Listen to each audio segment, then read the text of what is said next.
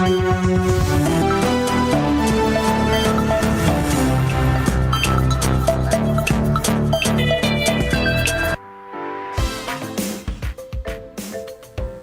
right. Tumerudi. Finally. Kijana mdogo hapa bado ananuka tear gas. Hey, sauti kidogo ishe. Sauti kidogo ishe. Jana tulikuwa pale tu. Wacha tusalamia watu kwanza. Good morning, karibu sana to Morning Cafe. My name is Fred Ndemuli. How hot is the coffee where you are? Because out here, our coffee may be hot, but it's really cold. Hey, it's cold. Kind of chilly. But then, it's a Friday Junior, so karibu sana. Yes. Joto ya jana bado kuna. Joto ya jana. Yesterday we were on the streets as a media, yes, protesting and calling for media freedom to be respected as enshrined in the Constitution. And yes, I think we made our voices heard and we'll continue doing so that we can be able to be bringing you all the news every day as we continue to do so. Because the clarion call was shoot not the messenger, because we are the messengers. Those pictures are just what was happening in different parts of the country, not only Nairobi, Mombasa, Kisumu, journalists coming out here and saying that is the clarion call. Yes, hashtag we are not criminals, hashtag journalists' lives matter. Oh yes. Oh yes. A lot is going to be happening. Things have been boiling nicely, by the way, Fred. Oh yes, and the house. Hata na producer hapo. Hey. Hey. Proof that we were there. Usiseme ati tunasingizia, we were actually there on the streets. Oh yes, and apart from that, things have been boiling nicely. Tulikaa chini hapo, tukingojea, tukipiga firimbi. Nashangaa mlikuwa nafanya mkikaa chini. But anyway, yes, we made our voices heard. Mike Kagongo there, political reporter na camera person, Shedrack Kiplangat. Okay. Oh yes. Yes, and because of that now we're still able to bring you more news and more details of the discussions going on around the country, because yes, media freedom has to be respected. And today on State of the Nation, of course, the big discussion is about the cabinet. Things have been boiling nicely. Yeah. Did you expect that? You know, I kind of did, because last week, the Citizen, pale juu, walienda na ODM has 4 seats in the cabinet. Okay. Watu wakalenga hiyo, watu wakalenga. It may happen. And Murkomen is back. Ni Tanzania walituambia. Ilikuwa kwa gazeti ya Tanzania. And guys ignored that, and it is there. Very many questions people are asking. What happens to ODM going forward? What happens to Parliament? What happens to so many things? And we'll be having this panel in studio today. Robert Alai, very vocal on matters ODM, very vocal on matters ODM joining government. He'll be in studio today. Do stand by for this conversation. He's the MCA Kilelesho Ward. Someone interesting also in the panel, Kiruga Thuku, MCA Chinga Ward. He's also a member of UDNEC. He'll be telling us, are they ready to welcome ODM into their party? And then Jerika Higa representing the Gen Zs. And what happens going forward for the Gen Z movement now that the political class have actually joined forces? Leo kuna maandamano pia. Leo kuna baridi. Anyway, tuangalie whether itakuwaje. I'll be telling you how the weather is going to be. State of the Nation, do stand by for that conversation. Yes, coming up, because it's a Thursday Matters Law. This is a part 2 of a conversation we had last week, but one, you say that we need to revisit this. We have respected your wishes and we're going to be having it. Intermeddling with deceased property. Do you know it is illegal? We'll be telling you all about that. To the headlines now. Ruto hangs on to Raila for survival. It's a big headline on the Standard. There's no other news on the front page of the Standard today. It is the only piece of news, and all the faces that we have, and then they've done what dailies always do during budget time. Winners and losers. On the Daily Nation. A similar bit, but then they have space for other headlines. Enter Raila, the coalition king. Oh yes. A lot has been said about Raila. 4 administrations. Hey. I'll be coming back to discuss that. The grand hijack, yes. By the way, I'm loving the headlines nowadays on the People Daily. True. That's a big one. And yes, Kalonzo, the last man standing. On the Star, Ruto, Raila, new union to redefine 2027 race. That's a very... This I love this angle as well, because people are just looking at the cabinet now, but what does it mean going forward? So the Star have it correct today. Ruto ameza ODM. Yes. Well, it's a valid question. What happens to the party? This is a party chairman, deputy party leader. Minority leader, deputy party leader. What happens to the party going forward? And in case ODM leader Raila Odinga goes to the AU, no party. Yeah, he'll have to resign. They'll be like Gen Zs, leaderless, formless, partyless. Okay, watakuwa na party. A very long headline on Business Daily. Indian firm targets 18% annual return in JKIA deal. Oh, that JKIA deal is becoming real. Yeah. Okay. Well, na majournalist pale into Uganda now. Uganda wametulia ile joto walikuwa nayo ya storming parliament ilisha. Now they're talking about other things. No mention of whatever happened there. Okay, at least there's a mention on the top. The losses, court charges are next step on demonstrations. It's there. Acha tuache kuambia hawakuweka. This is a Daily Monitor in Uganda. But something else interesting, mtu wa Daily Monitor lazima ikange hustle akiona. They love the word hustle. Akionanga tu Ruto. Hustler. Anatafutanga tu pale ataiweka. They say opposition hustled their way into Ruto's cabinet. Game of interests. They've used it very well. Yes. Kenya's President William Ruto yesterday named the second batch of 10 new cabinet secretaries, 4 of whom are from his 2022 political opponent, Raila Odinga's camp. All right. Yes. But the main headline on the front page of the Daily Monitor is a city shooting linked to Congo blood gold. A lot of discussion around gold, even in Kenya. I've had mentions of gold here, gold mining here and there, and I think we're going to be reading a lot about gold in the coming days. So this one, there was a shooting. Investigation by this daily reveals that the Tuesday fatal shooting in metropolitan Kampala was over 4.5 kilograms of gold valued at 1.3 billion. Okay, that's Ugandan money, which military spies were reportedly escorting from the Congo border to a diplomat in Kampala, opening the actors to international scrutiny for possible UN sanctions and violations. So gold smuggling making it to the front page of the Daily Monitor. Still in Uganda, the new vision. Government to dismiss underperforming workers, says civil servants' job appraisals start. Something that should also be happening in Kenya. William Ruto is also, the president is also on the front page of New Vision in Uganda. Ruto brings opposition leaders into cabinet. And you know, that's it will never happen in Uganda. That's why they're so shocked. They have it on the front pages. What are you doing in government? So your position, Uganda wanaangalia. Kiza BCJ. What are you doing? Let's cross over into Tanzania.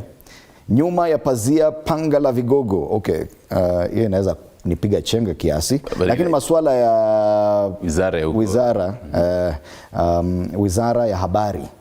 Safisha ya Samia. It's linked to the recent cabinet reshuffle, and these are senior officers in the equivalent of the ICT ministry being moved.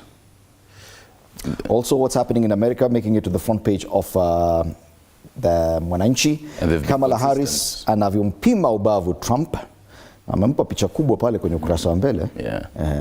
Nafusa tahadhari Tanzania ikiuza chakula nje. All right. Onto the new vision, it has to do with the citizen, yes. Hope jitters on new tripartite trade area. The COMESA EAC's SADC tripartite free trade area agreement officially comes into force today amid hope and fears among members of the business community in Tanzania. Is Kenya part of this? No, there's a SADC and COMESA coming together. There's a South Africa and COMESA is a Western Africa. So. No, actually, COMESA. Kenya is part of the COMESA. We're part of COMESA. Yes, we're part of COMESA. So interesting. COMESA, ESC, SADC tripartite, free trade area, TFTA, matters business and trade in Africa. A common trade area, that's a big discussion. On the front page of the Citizen, matters business. Let's come back to the city and take a look at the traffic situation this morning. 9 minutes past the top of the hour to wonder how things are going to be looking like. With the cold looking deadly in Nairobi. Na watu wakingojea, watu wakijua ni maandamano, most definitely tutakuwa tunaona. Question is, you remember last Thursday, the weather was similar, and there was also a threat of protest, but they did not happen. That was Occupy Uhuru Park. That did not happen. So at least we can see there's some activity around Pangani interchange, which is a usual bottleneck between Kiambu Road and Thika Road. So yes, traffic in as far as that is concerned is normal. Let's check out Jogoo Road, which is also a huge indicator of the traffic situation. Along Jogoo Road, Makadara area building up. Also, it's building up as you approach the city stadium roundabout, meaning that we are going to experience normal traffic today. Usually when it's green all the way, you know, now this is Sunday traffic. But today it looks like normal traffic. Other areas, the southern part of the city, the expressway or Mombasa Road into town looking good. A bit of a slowdown once you get to the Nyayo Stadium area, but nothing to worry about. Also, Langata Road looking good, but once you get closer to the, what do you call this, T-Mall roundabout, heading off from there, a bit of a slowdown there. Bits and pieces of slow traffic along Ngong Road, past Junction Mall, around Adams Arcade, but nothing out of the ordinary. Wayaki Way 2 is looking good towards town. So as at 11 minutes past 6, traffic is looking good on the major tributaries to the CBD. Mombasa Road iko sawa at this point. Tuangalie how... Take a look at the weather situation. Okay, nilikuwa nimefungua ya Chrome na kama imepotea. Let me load it and see how things are going to be looking like. Wambia kuna baridi leo asubuhi, so definitely do expect that. Let's start with where we are, because I can tell you it is very cold. Yes. 13 degrees Celsius. And well, it actually promises to get warmer, so we wait to see how by around 10 a.m. tukitoka studio tuone kama jua itakuwa imeanza kutokea. 18 degrees Celsius. Still chilly weather. 23, highs of 23 doesn't promise to get any better. For July, 18 is relatively warm. If you want to go elsewhere, I'd seen something in Homa Bay. Homa Bay. Homa Bay, there's a lot of excitement, by the way, after Mbadi. Yes. John Mbadi was nominated for CS Treasury. So it must be very hot right now. Tuangalie, tuambie watu wa Homa Bay. Yes. Tuambie how the degrees Celsius are going to be as of now. Okay, Kilodo, wacha tuangalie places zingine kwa internet. Tuangalie somewhere. Kichogo is a bit warm today. Yes, but some thunderstorms are expected into the midday, 40% na thunderstorms. Tuone Trans Nzoia venye itakuwa. The same weather, 14 degrees Celsius right now. It promises to get warmer, but then it is going to be raining if you're in Trans Nzoia County, so stick around for that. 90% this is definitely going to be raining into the into the evening, hadi usiku. So be keen on that. And then tuone kama Homa Bay merudi. Homa Bay imesema ni joto zaidi. Finally in mahali kama Funyula iko pale Busia. 19 degrees Celsius. That's relatively warm. Yeah. In this is as of 6 a.m. But then it is going to get even warmer. It might be raining if you're in Funyula pale Busia. Kidogo tu ya manyunyu, kidogo tu ya jioni, alafu maneno ikuwe sawa sawa. That is how things are looking like as of now. Speaking of how things are going to be looking like today, so President William Ruto yesterday named his partial cabinet. Today he is going to be in Tharaka Nithi County for a development tour. So among the key projects to be launched by the head of state include the commissioning of the Huduma Center Kathwana in Chukai Gambangombe constituency, Marimanti Huduma Center and Mara Huduma Center. So apart from all this commissioning, we might be expecting President William Ruto to be saying a thing or two about his nomination. He's avoided going to the Mount Kenya region during this time. Oh yes, true. But now that he has reappointed Kithure Kindiki to the cabinet and he comes from that region, now it's more comfortable for him to actually go to Tharaka Nithi. Remember the governor of that county insisting that Kindiki has to come back to cabinet. Well, I think it will just be applause for the president today. Yes, so do expect some very, very interesting sound bites and be sure that we'll be having those for you. And I had mentioned this earlier, the Gen Z protests, it is going to be expected today, a peaceful demonstration in Nairobi and other counties. Actually, right now, hashtag, the #1 hashtag on Twitter, X is Occupy CBD Thursday. So that, and the major agenda for today. It is going to be marking 1 month after the fallen heroes of Kenya, the young people who passed away in pale nje ya bunge. So that to be expected. And then they plan to present a petition to the office of the president at Harambee House to demand justice for these young people who passed away. Stick around to see some interesting pictures around na pale nje ya Harambee House.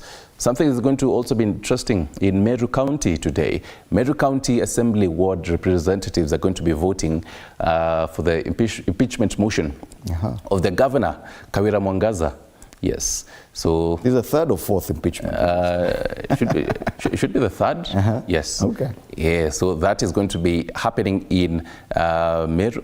Yes, the whole impeachment motion was introduced last week, end of last week, so it is going to also be interesting to see how that will be flying. So far, a number of ward representatives have stated that they're not going to vote for the impeachment of Kawira Mwangaza. Some interesting dynamics this time round. We'll be giving you all that. As well as the countdown to Paris 2024 Olympics begins, the kickoff as of tomorrow, the Friday. The whole opening ceremony, so we'll also be analyzing what to expect in that. That and much more in our news bulletins as well as our digital platforms. Right now though, today in history. In history, on the 25th of July 2014, the wreckage of an Air Algeria plane that disappeared the previous day with 118 people on board on a flight from Burkina Faso to Algeria was found in Mali. According to the then French President François Hollande, there were no survivors in the crash.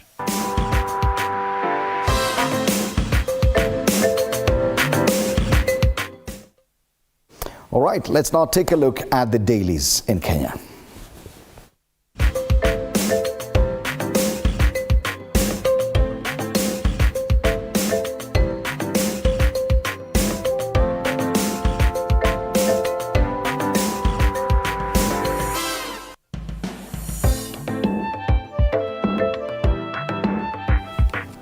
All right, to start off with the Standard, Ruto hangs on to Raila for survival. Politicians' field day is what they call it. Odinga's ODM party's 2 deputy party leaders, its chairman and minority leader, get plum posts as President Ruto unveils a second batch of cabinet nominees, with 5 old faces making a comeback and critics hitting out at the head of state for ignoring Gen Z's demand for professionals. They've covered this story extensively on the Standard on pages 3, 4, 6, 7, 8 and 9, and the front page is dedicated completely, entirely to news about the cabinet reconstitution, and they've done that winners and losers thing. So we do have those who missed out on the cabinet altogether, who include former Sports CS Ababu Namwamba, Moses Kuria and others. So you can read about all this. Number of cabinet secretary nominees who have been picked by President William Ruto thus far are 20. And it means there's one more position, I think, for the Attorney General that is yet to be named. There's a very interesting story on page 4, just analyzing all this. I say, yes. Raila proves yet again why he is ultimate broker of political power. This is the 4th government he has managed to join despite losing the election. Yesterday, 4 senior members of his party danced their way to cabinet. Hey, that guy. Yeah. Hey, Raila. 4 administration. Like him or hate him, you just have to give it up to him. And so they have the photos there of archive photos. Ya kwanza, the power brokerage journey started in 2002 with KANU NDP deal. Now I make a picture of the late Moi. After the 2007 bloodbath, it was time for government of national unity. They have the photo there of Mwai Kibaki. Kuna picture the 2018 handshake. Alafu tena yake na President William Ruto. All right. On the back page of the Standard, matter sports, Kenya's Simba's surrender. And it was heartbreaking when Kenya's Simba saw their hopes of qualifying for the 2027 Rugby World Cup vanish after suffering a 20-12 defeat to Algeria in the Rugby Africa Cup semi-finals yesterday. And we have a picture there of Derek Ashiundu of Kenya Simbas stretching before a past match. Meanwhile, In Paris, drug dealers say they are ready for Olympics. Wow. France has declared itself prepared for the deluge of Olympic visitors, and so have Paris's drug dealers. And a whole story on the back page of the Standard. Get a copy and read it for yourself. That's the Standard today. I cannot say more about that stuff. We're always ready in this business. Where? Yeah. Alikuwa naambia a journalist from AFP. Sawa. Enter Raila, the coalition king, is the big headline on Daily Nation. So 4 of Odinga's allies are in President Ruto's second batch of nominees. They've pictured them there. And they also have knocked out 11 felled by Ruto's cabinet axe. We'll mention hapo 11 sacked ministers. It will appear as the major political casualties in President Ruto's cabinet shakeup, triggered by youth-led protests after he failed to nominate them back yesterday. More coverage is on page 6. But pale chini, a conversation that was tulikuwa nayo hapa jana. Don't shoot the messenger, journalists protest.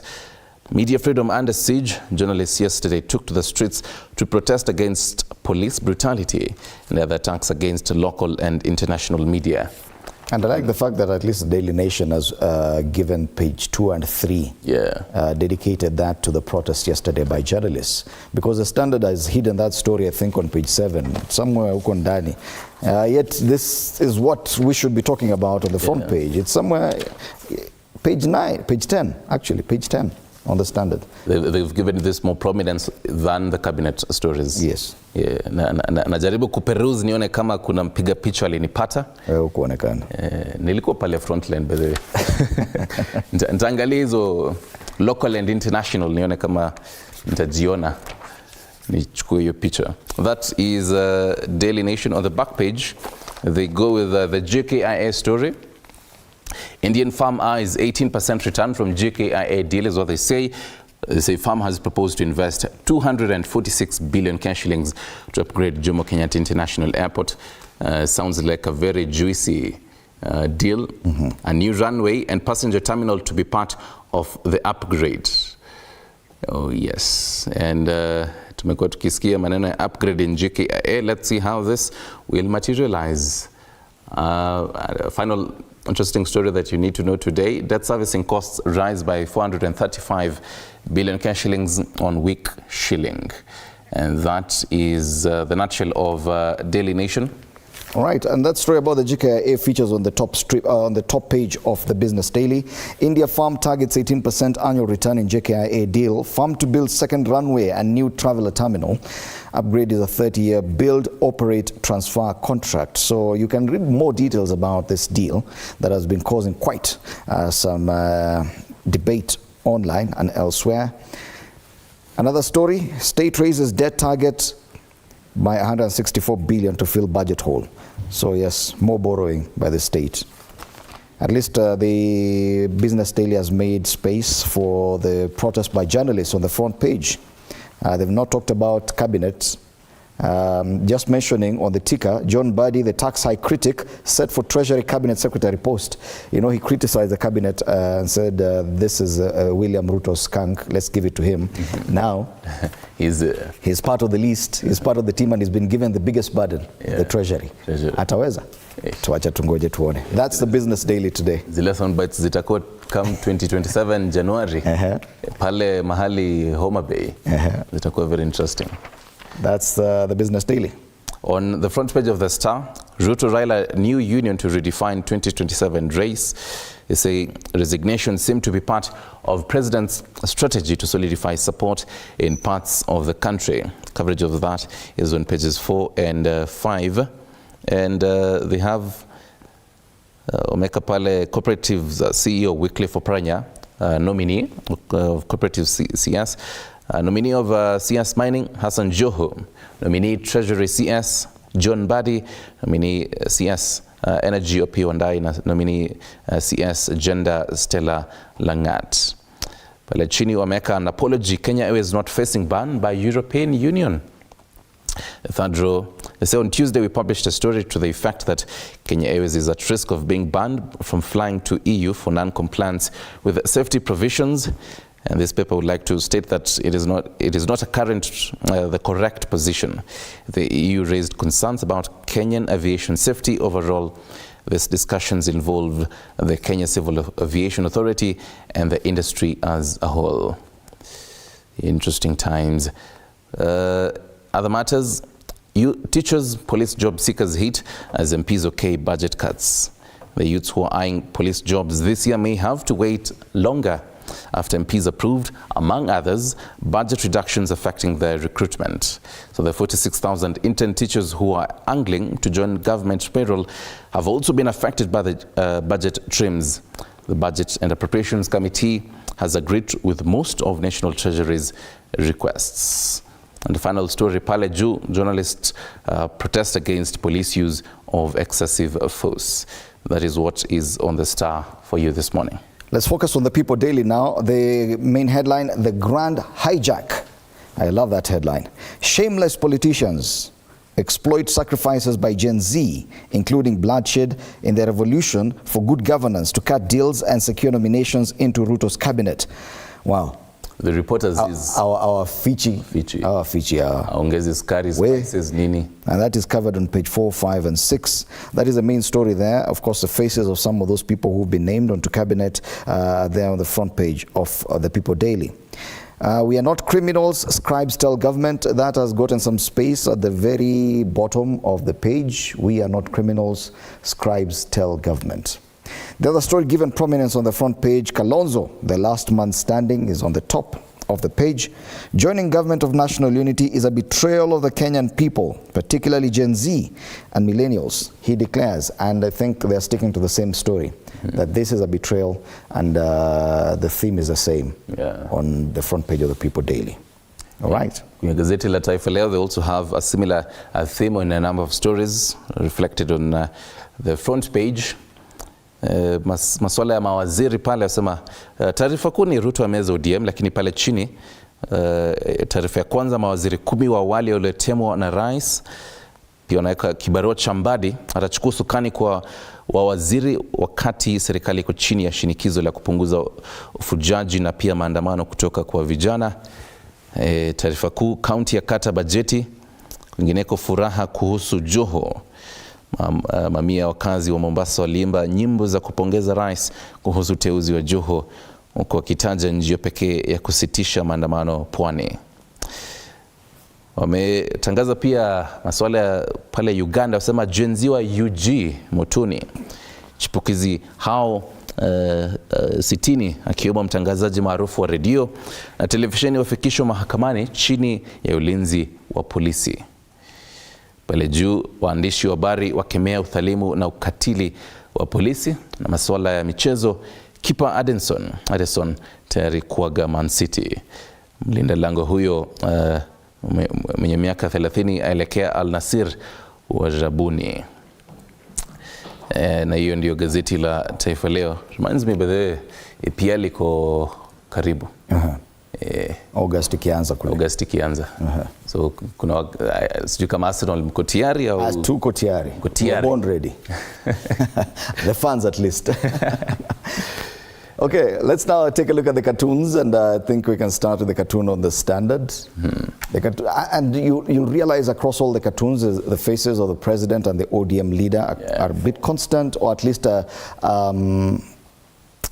representation of ODM and the presidency there. So 2 frames there on the cartoon on the Standard, one on political unity and the other one on national unity. And as far as political unity, the 2 gentlemen there with a document on cabinet reshuffle, but then it has that recycling sign.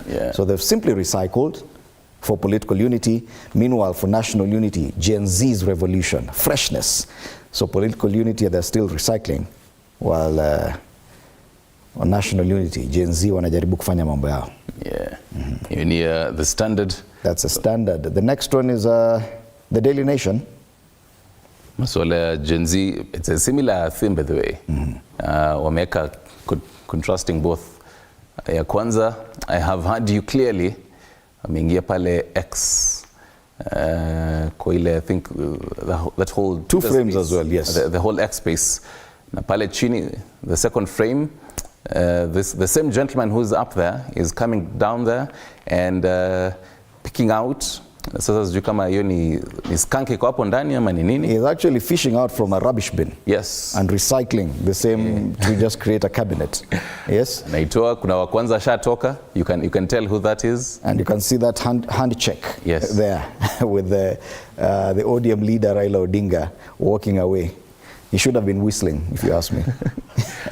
On the Star, yeah, Ozone. Something interesting on matters. Yellow wheelbarrow. Now the orange is watermelon. Watermelon. And it's being carried in a yellow wheelbarrow. And 4 gentlemen are there. These 4 gentlemen sit highly in the ODM party. And you can tell who those are. And the way the changes in who now carries the watermelon tag. I think that's the most interesting thing politically that has happened in Kenya in a very long time. Who's a watermelon now? Kalonzo aliwaambia. Isi yangu tena. So what happens to the ODM party? I think that's a question people are asking on this cartoon going forward now that they are leaderless like the Gen Zs. Nikumbusha nonanga wakati bride akitupa flowers nyuma after harusi. Nani anashikilia? Kila mtu anahepa anasema no. Robert Alai will be in studio, probably enda anangojea to take over the mantle of the party. Finally, or the People Daily. People Daily still ODM. A very nicely removed cover ya machungwa. Rinde ya machungwa, yes. The ring ya machungwa. And the commentator there says that's ODM's stand on joining Ruto cabinet. Imekaa ikichange. Just going round and round. Finally, they're in cabinet.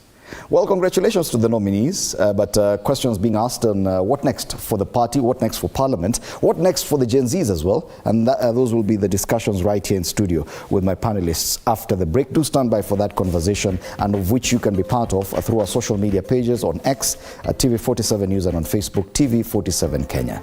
Coming up at around 8 a.m., intermeddling with property of the deceased. That is on Law Matters, as we do every single Thursday at around 8 a.m. You don't want to miss that, and a lot more coming your way. Pia Matters Fitness. By the way, Kitambi imeanza you're taking my fitness tips. Yes, I Mimi? Yeah. Sini tips zangu nachukua za fitness. Unakuja sana. Let's take a break now.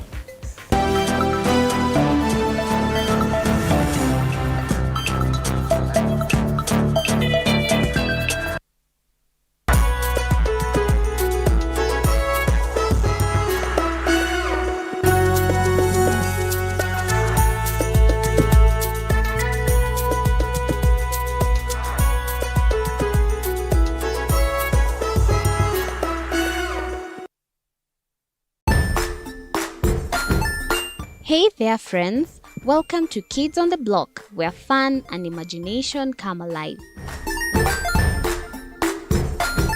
We dive into magical world filled with exciting adventures and awesome friends. What position were you in? I was number 2. What position were you? Number 1. He decided to cross the bridge by his house and look for food on the other side. We're going to do half cup of chocolate chips, and the other one, we're going to do half cup of the blueberries. So, grab your imagination hats and get ready to explore with us. Join us every Saturday at 9 a.m. for new friends, amazing stories, and tons of laughter.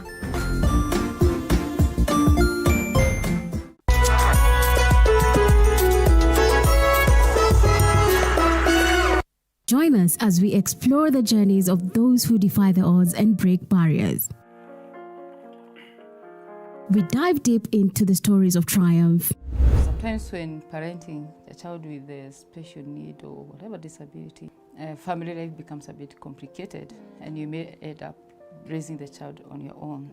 Here, we inspire. I have a farm which one we showcase with other dyslexic youths and autism how to farm. Motivate. It's never easy, but what we do, the best thing is to work with another parent who has an elder child than yours. And break through the barriers one story at a time. Push your boundaries beyond the limit. Saturdays at 8 p.m.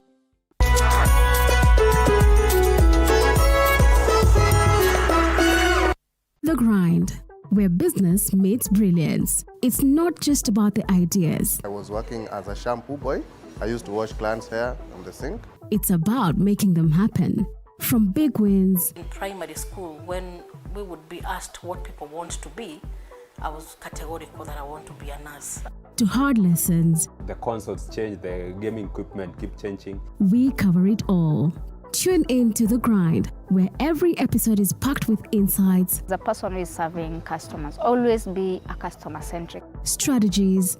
When you pay attention to detail, you get luxury items. And stories to fuel your ambition. Don't just dream it, grind it. Mondays at 7:30 p.m.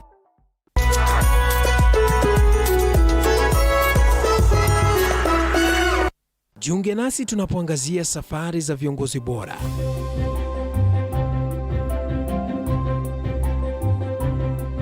Kutoka kwa ushindi mkubwa hadi masomo magumu. Wakati wetu kwamba wasichana si wa kusoma, ni wa kuolewa, ng'ombe ipatikane, wazazi wakuwe watajiri. Tunashughulikia yote. I wish I were a better investor. My parents taught me how to look for things for myself. Tazama Mfahamu Kiongozi, ambapo kila kipindi kimejaa maarifa, mikakati na hadithi za kukuza azma yako. For me to succeed, I have to fight. Kila Alhamisi saa 1:30.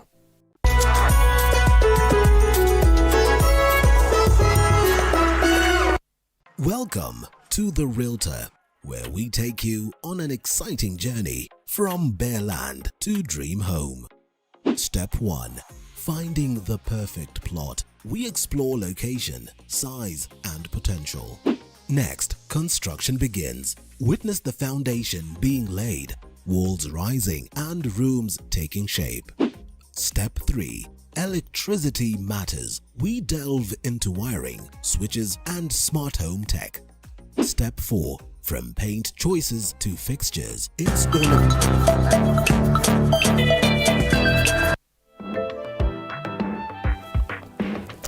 All right, welcome back. You're watching Morning Cafe on TV 47. A quick look at the headlines this morning. Ruto hangs on to Raila for survival. It's a big headline on the Standard. On the Daily Nation, enter Raila, the coalition king. Similar headlines on other dailies. On the front page of the People Daily, they call it the grand hijack. The Star points to what will happen in 2027 with a new cabinet setup. But on Taifa Leo, anasema Ruto ameza ODM. The back and forth about the cabinet and whether or not ODM would join the cabinet has dominated headlines this past week. Let's take a look at one of the stories we filed on this flip-flopping of the ODM party. The nomination of Azimio and ODM party leader Raila Odinga's allies to the cabinet has not only secured Odinga's place in the country's fourth administration, but cemented his handshake with Ruto, just like former presidents Daniel Moi, Mwai Kibaki, and Uhuru Kenyatta before. Keen to avoid the curse of the handshake, President William Ruto and his deputy Rigathi Gachagua vowed to resist a handshake with Odinga or a unity government during Azimio protests last year, only to be forced by political expediency to make an about turn. Unajua wamezoea tabia mbaya. Walilete kisirani kwa Moi wakapata kitu. Wakalete kisirani kwa Kibaki wakalete pata nusu mkate. Wakakuja wakalete kisirani kwa Uhuru wakapata handshake. Hapa hakuna handshake, hakuna nusu mkate, hakuna chochote. Ile kazi iko sasa sio ya viongozi tena, kazi iko ni tupange kazi ya hawa wananchi. Akuje pale kwa rais, atafute appointment kwa controller of state house, na atakuta mimi nimeketi hapo na notebook. Mambo ya kujadiliana na Raila Odinga is one agenda only, to discuss his exit from Kenyan politics and permanent retirement from this country. Hiyo tutazungumza na yeye. Odinga and his allies too caught in doublespeak after dismissing a handshake plot during the bipartisan talks at the Bomas of Kenya that ended the 2022 post-election crisis. Mimi, I don't even dream of engaging with them. Ati huyu akitaka aje ongee sio na mimi niongee na Ruto nini? Mimi nikamtafute atanipa nini? Wilbaro. Nilipeleka wilibaro mimi la kimtaani la kucheza nalo zamani. And I want to say this for umpteenth time. Mr. Gachagua, understand, we do not want any handshake with Kenya Kwanza. Hakuna mfisadi katika nchi hii kama William Samoei Ruto. Sina haja mimi si umange maneno. Hata tuma watu 100 waseme vile wanasema, mimi shida yangu ni wewe. Odinga's dalliance with Ruto, just like former presidents, gained traction after the two met former Nigerian President Olusegun Obasanjo in Mombasa in July last year, a behind-the-scenes handshake that paved way for bipartisan talks and finally the NADCO report. Since then, Odinga has wormed his way into government, with Ruto vouching for him as the chair of the African Union Commission. Odinga's post-election agreement with Ruto is likely to eclipse Deputy President Rigathi Gachagua, just like in previous administrations that left former vice presidents isolated. Apul Kamau, TV47. Thank you, Apollo Kamau, for that report. Allow me now to introduce my panelists this morning. Robert Alai, MCA Kilelesho Ward. Good morning, karibu sana. You look very energetic this morning. I'm very excited. You'll be telling us more about that. Kiruga Dhuku, also MCA Shinga Ward, chairperson of the UDA MCA's caucus and member of the UDA NEC. Karibu sana. Unasema UDA na Ruto wamemeza ODM. Lafu Gen Z pale Jerika Higa, National Youth Leader, PNU. Karibuni sana and good morning. From that story by Apollo Kamau, it just talks about the very nature of politicians. They say there are no permanent enemies nor permanent friends in politics, and this is exactly what is playing out now.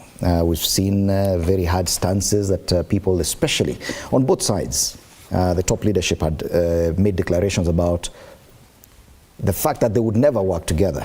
This time, but we're seeing a lot of excitement, a lot of excitement that we've not seen in a very long time with the inclusion of some nominees from ODM into cabinet. Yes, good morning. Thank you so much to the TV47 family. I think that this is a very good, positive move for the country. We were facing a very uncertain future. The mandamanos which were going on every day, even today there was supposed to be a mandamano. By the people who were supposed to, I think they were saying that they're going to go to Harambee House and Parliament to lay some flowers to remember those who have been killed, which is very unfortunate. You know, people had to die for this to happen. But, you know, it is also, we have to make the country aware that we have a country to protect, the country to take care of, to nurture the democracy, to nurture very young democracy. And so if we are not careful, some of these things we are saying, and even the utterances the politicians were making last year, you know, being very close-minded and saying that we are not going to do this, we are not going to do this. If it comes to protecting the sanctity and the space we are in, the peace of the country, I think it will take anything for us to bring stability as ODM. Okay. Yeah. Bwana Kiruga Thuku, the president was backed into a corner. His only way out was ODM. He had made declarations earlier that that was not the route he was to take ever. For the president to be forced to eat his own words, that says a lot. Thank you, Fred. You know, good morning, viewers. You know, Fred, once upon a time, Winston Churchill once famously said, swallowing my own words have never given me an indigestion. So there is nothing out of the ordinary in what have happened.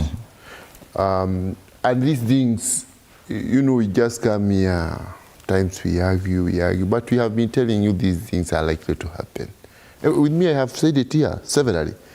I told you guys here, you will see me one day here receiving my brother Robert Alai live on TV. Okay. And now we are. Can we see that officially? Of course I can. As a member of the UDA NEC party receiving.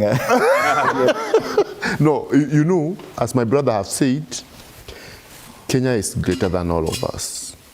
And you see, no president in the whole world would hesitate to do what our president have done to bring stability to a country. And if you remember, when former President Mzee Mwai Kibaki went to the polls, formed the government, the NAC government.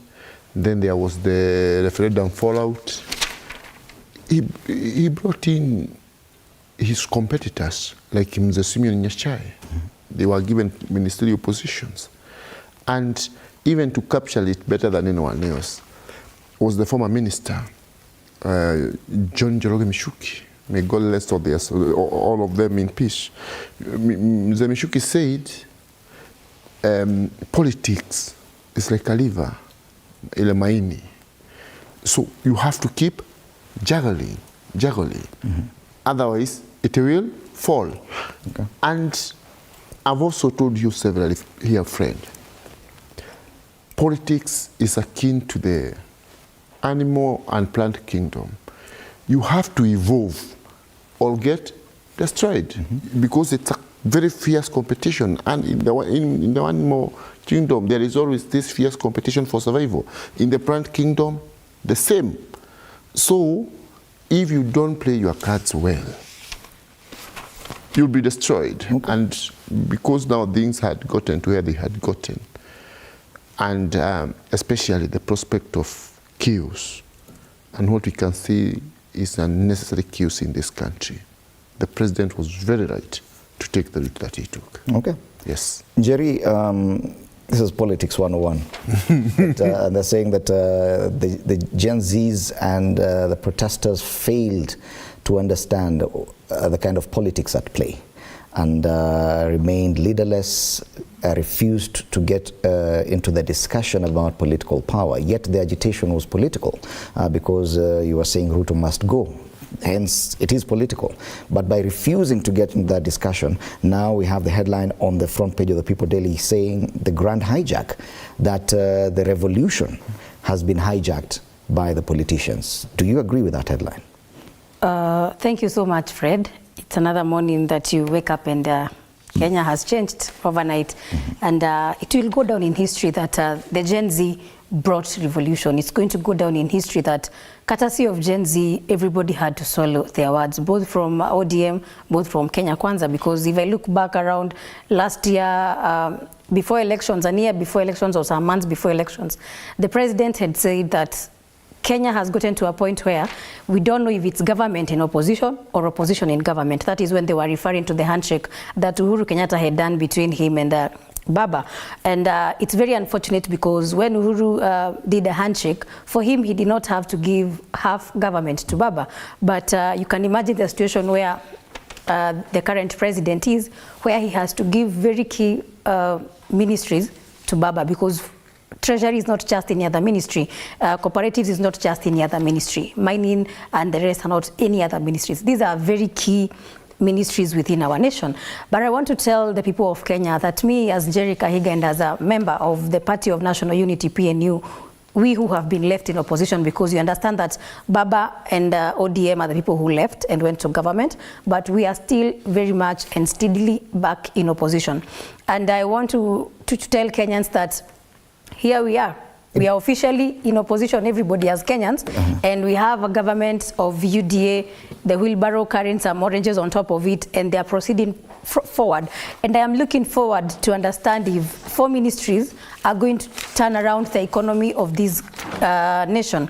I'm looking forward to understand if BAMBA really went to the table, hoping that he is going to bring a turnaround to the economic situation in this country. What happens next to the Gen Z revolution or the agitation that was there? Because according to the headline on the People Daily, they say that this has been hijacked by the political class. Do you think that there's still momentum left in what was happening? You see, one thing that... Or is it the end? One thing that BAMBA and probably the president don't understand is that the agitation within Gen Z was not about getting BAMBA in positions. If you can remember very well, the demonstrations were not about opposition. They were not about any party. They were not even about Azimio or Kenya Kwanza. And the fact that Kenyans and Gen Z have realized that when there's a revolution, even those in opposition feel threatened and they come together, they would rather come together and join the oppressor than than continue agitating for what they used to tell us, they want to bring the economy to a place where Kenyans can all afford a living. And the agitation is not going to go down, I can bet you. And I will be here back in 2027. And I really hope this panel is going to be there come 2027. Okay. Because I really want to tell you, he who laughs last laughs the loudest. Okay. You cannot wake up two politicians who have not seen eye to eye for a long time, and you start telling us now, giving Baba half mkate nusu is going to bring our economy down. I cannot imagine Opiyo Wandayi now is going to be the one telling us why fuel has to be increased. I cannot imagine that those who have been on the forefront talking about hustler fund as a very useless money funding thing are the ones to be telling us that, you know what, now hustler fund is going to help the young people. It's going to bring a lot of help within the society. So it's a moment of looking at politicians as who they are, because that is who politicians are. Okay. And sadly, they say politics has no shame, because you can imagine now Kimani Ichung'wah is going to be welcoming Opiyo Wandayi in Mount Kenya as they discuss how we are going to have power. It's going to be interesting. But the Gen Zs will be there in 2027. Okay, and Bwana Alai, a lot can be said about some of the cabinet positions that have been assigned to some of the ODM nominees. National Treasury. Mining and blue economy, energy and petroleum. These are big portfolios, cooperatives. And the president was backed into a corner, mainly around issues to do with the economy. It would appear that ODM or the nominees from ODM into cabinet are willing to do the heavy lifting for this government, or are they willing to carry the biggest burden for William Ruto? I think, Fred, what we have to realize is that this is our country, all of us as Kenyans. It would be very, inconsiderate for us to say that, nobody's going to be ready. If you are called today to go and be the CS Treasury, Fred, you will go. Because the service to the country is very important. And this service these people are doing in the cabinet is not as heavy as the people who have taken up guns to be protectors of us in the police service, in the forestry service, in the army, and so on. So, when the national duty calls and you are told to go and save your country, you leave your political differences aside, put by partisanship, and ensure that the country stays stable. Because we are giving them ideas. Now we want to implement those ideas. And what happens in case of failure? Won't it be upon ODM now to carry the blame? That yes, we give you an opportunity to change the economy. When the yokes of leadership are thrown on your neck, you must be ready to carry the whole. When you're taking up roles, you're taking up with the weaknesses. I am not willing to go to a situation where everything I see is beautiful and flowery and nice and it is not challenging enough. So when you have a situation where you have to rescue the country from the worst economic, situations, or in a situation where everybody is losing hope, and you bring hope to them, because politics is a game of selling two things: you either sell hope or you sell fear. So we are going to sell hope today.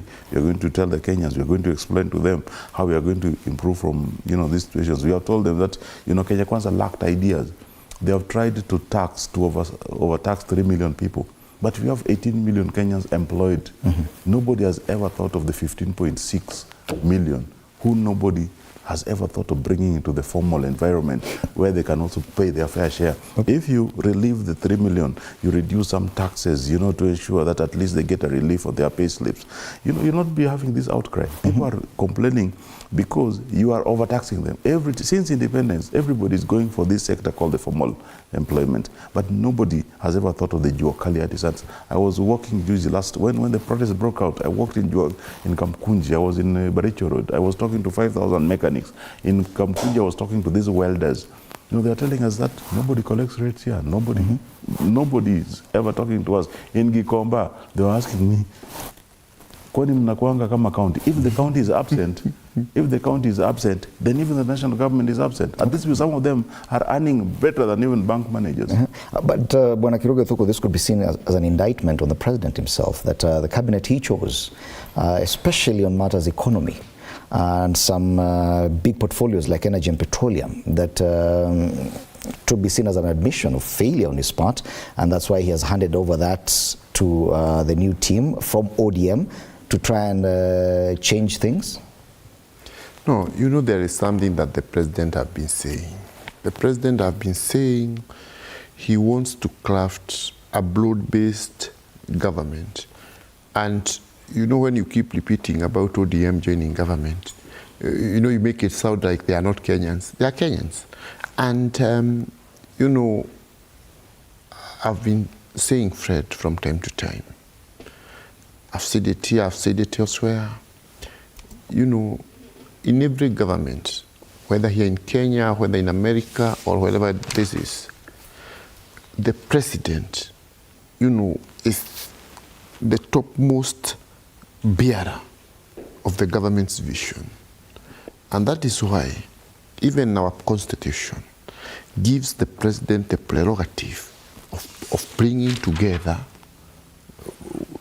as he deems best, the government that he believes will best help him to execute the mandate given to him by the population or by the people. Therefore, you know, friend, you know, you are a very good journalist. If we take you here and take you to be a waiter, you may not perform as well as in this place. Now the president has been working with these people. Remember, the president was with the like of Akina Joho, Akina Opalanya. At one time they were all in ODM. So he has the advantage of knowing them and their strength, Akina Mheshimiwa Badi, more than any other person. So, especially on this issue of the economy and whoever heads the treasury. Yes. Because that's the crux of the matter. Yes. That's all this debate has been about Kenya's economy. If at all there's failure, would the president come and say, fine, I gave them the job, they failed. No, but then again, will he not take the credit? But why should if the economy improves? Yeah, you know, and that is why governments are there. Governments are not there to fail. Governments are there to succeed. The president is not bringing in Honorable Badi so as to fail. The president is, you know, Honorable Badi has been consistent, he has been even in the chairman park, you know. So he sounds very, in fact, I was amused to hear some people from our area saying, but that Badi, it seems he can fix the economy. So, or as much as it is a collective thing, because the cabinet, you know, serves the country collective, you know, they are a collective entity. The thing is, Honorable Badi may have some special qualities that may make it possible for the government to crack on the matter of economy. So let people not worry. And you know, my sister here keeps saying, I don't know agencies and what, I don't know.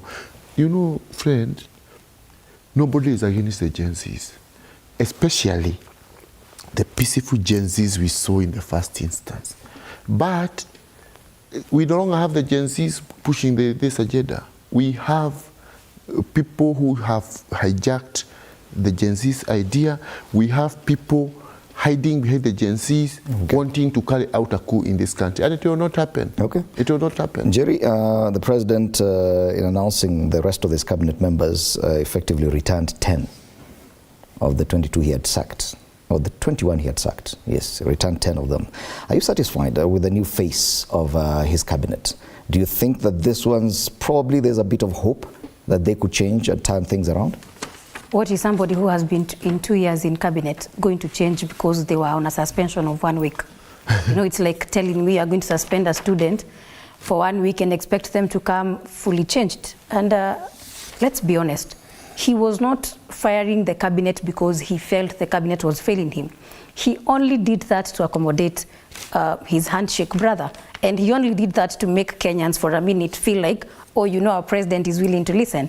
Because if he was really intending to do away with the cabinet, he was supposed to, the constitution has outlined how a CS should be fired from cabinet.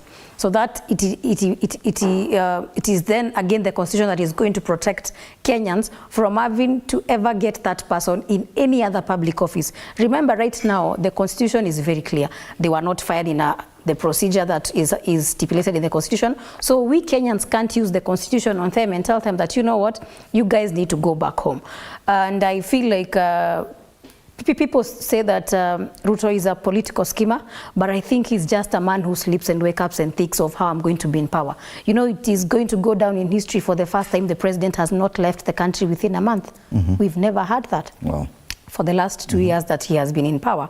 And again, he's now hoping that with Baba having half the government, he can now freely start traveling, because at the end of the day, he has left serikali ya mtu wa chini in the hands of Baba.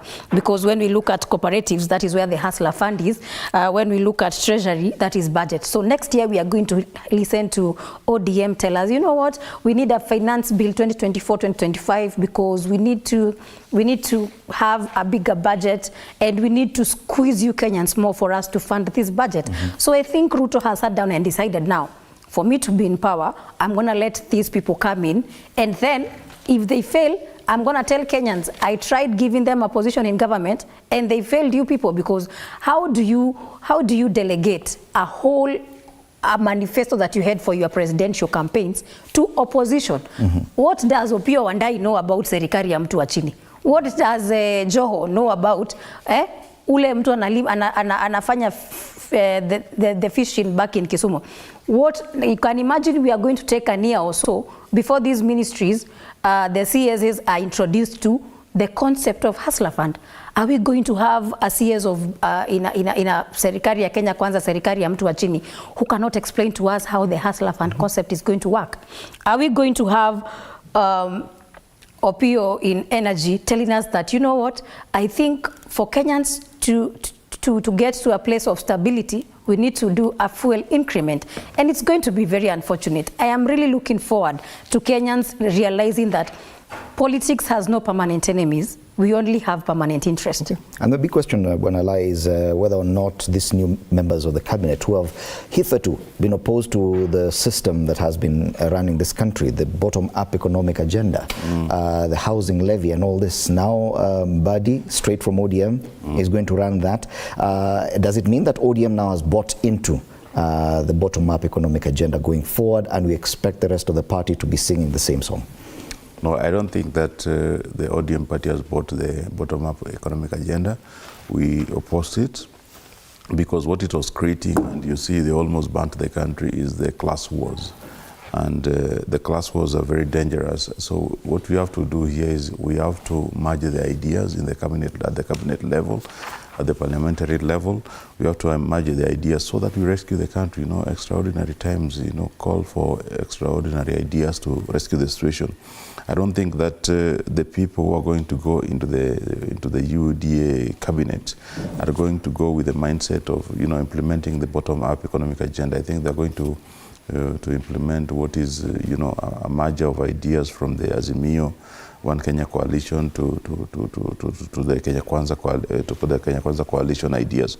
So I see a situation where I think we are going to get the best, because when Mbadi was telling Kenya Kwanza that, you know, you have your skunk, you can have your skunk, yeah, he's going to, you know, implement some of this. And Baba, I can tell you, I can repeat for you, like we did last week, that since 1997, he has never failed to show. There was a time when they came here with Kibaki, and the revenue was funding 95% of the budget.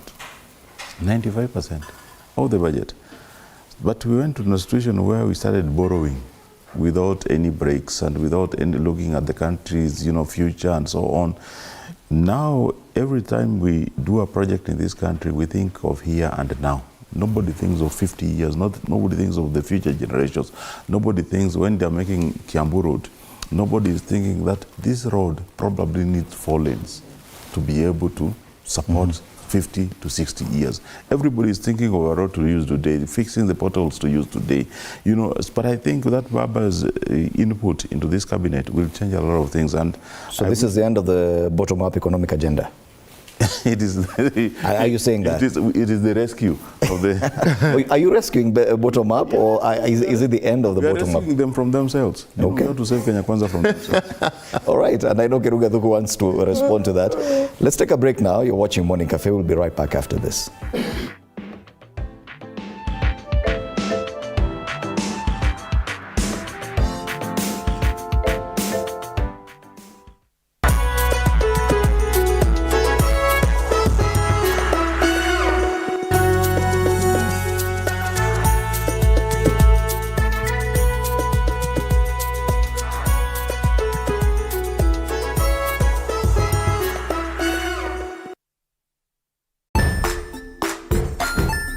Hey there, friends. Welcome to Kids on the Block, where fun and imagination come alive.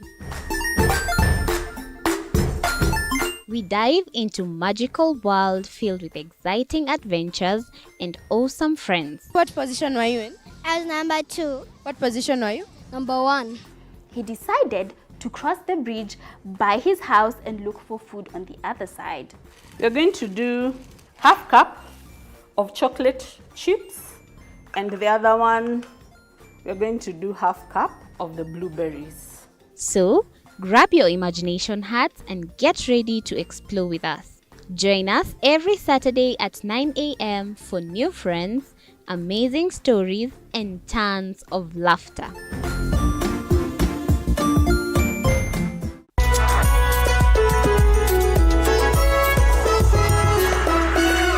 Join us as we explore the journeys of those who defy the odds and break barriers. We dive deep into the stories of triumph. Sometimes when parenting, the child will...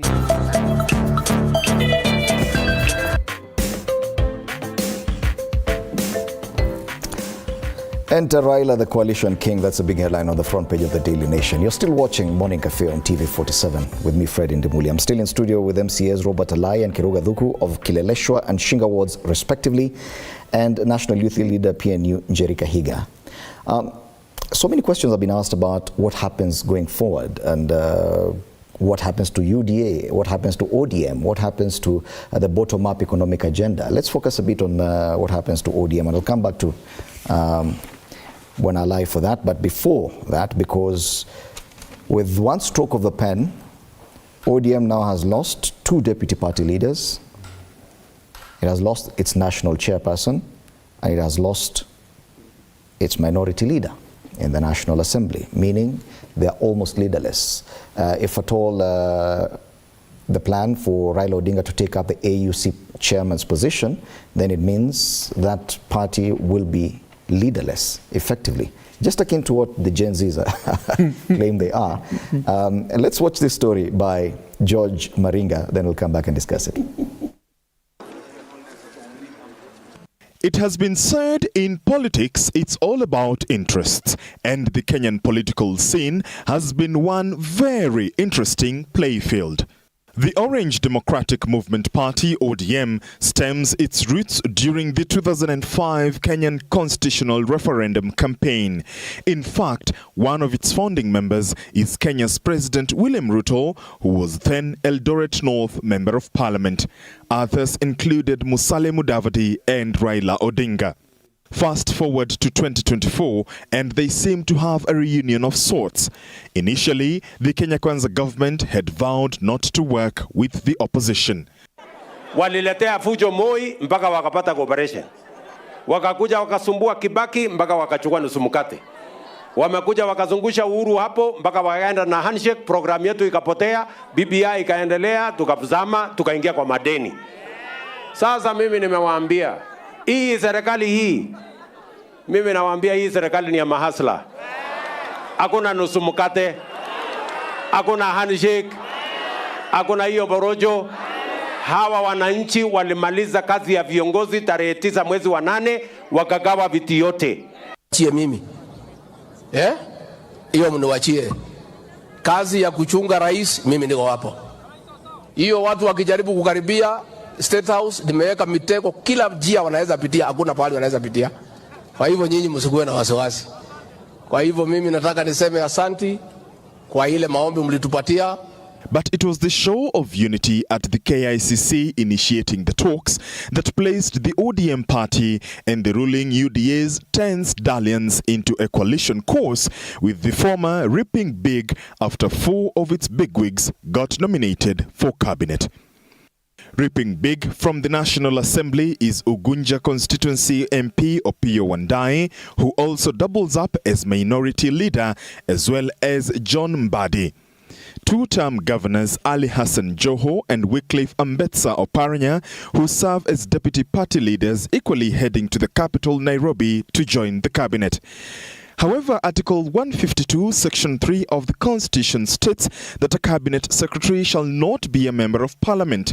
This therefore means that Opiyo Wandayi and John Mbadi will have to resign. Ali Hassan Joho and Wycliffe Oparanya, on the other hand, will have to relinquish their leadership responsibilities at ODM. After all, Prime Cabinet Secretary Musalia Mudavadi had to do the same once he was appointed into cabinet. ODM leader Raila Odinga may also have to follow suit once the AUC chairmanship ball sets rolling. Pundits have viewed this as a move to disintegrate a party which has proved its salt in the opposition wing.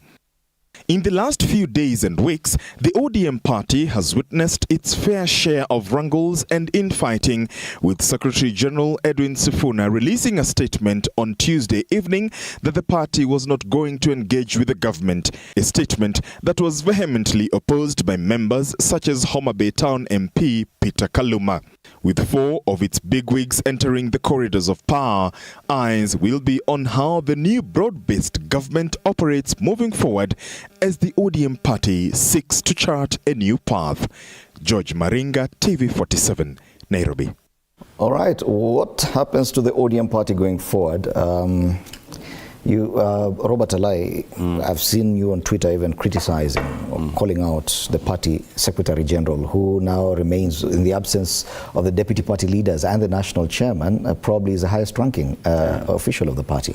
You've been on record calling him out for a statement he released earlier this week. And one wonders, what happens to this party? It's the second biggest party in parliament. It is the biggest party by the... If it was not for UDA poaching our members, I think it would be the biggest party now.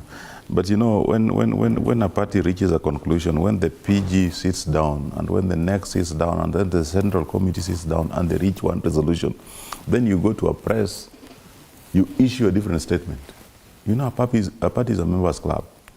When the members have decided that this is what we have resolved to do as politicians of the country, and you go, and you know, this is why Kalonzo and Kioni and Karua were having it very hard in Azimio, because the majority of the Azimio leaders were for the ideas of a dialogue. Then you decide that at the press conference stage, you're going to change the wordings of the press release.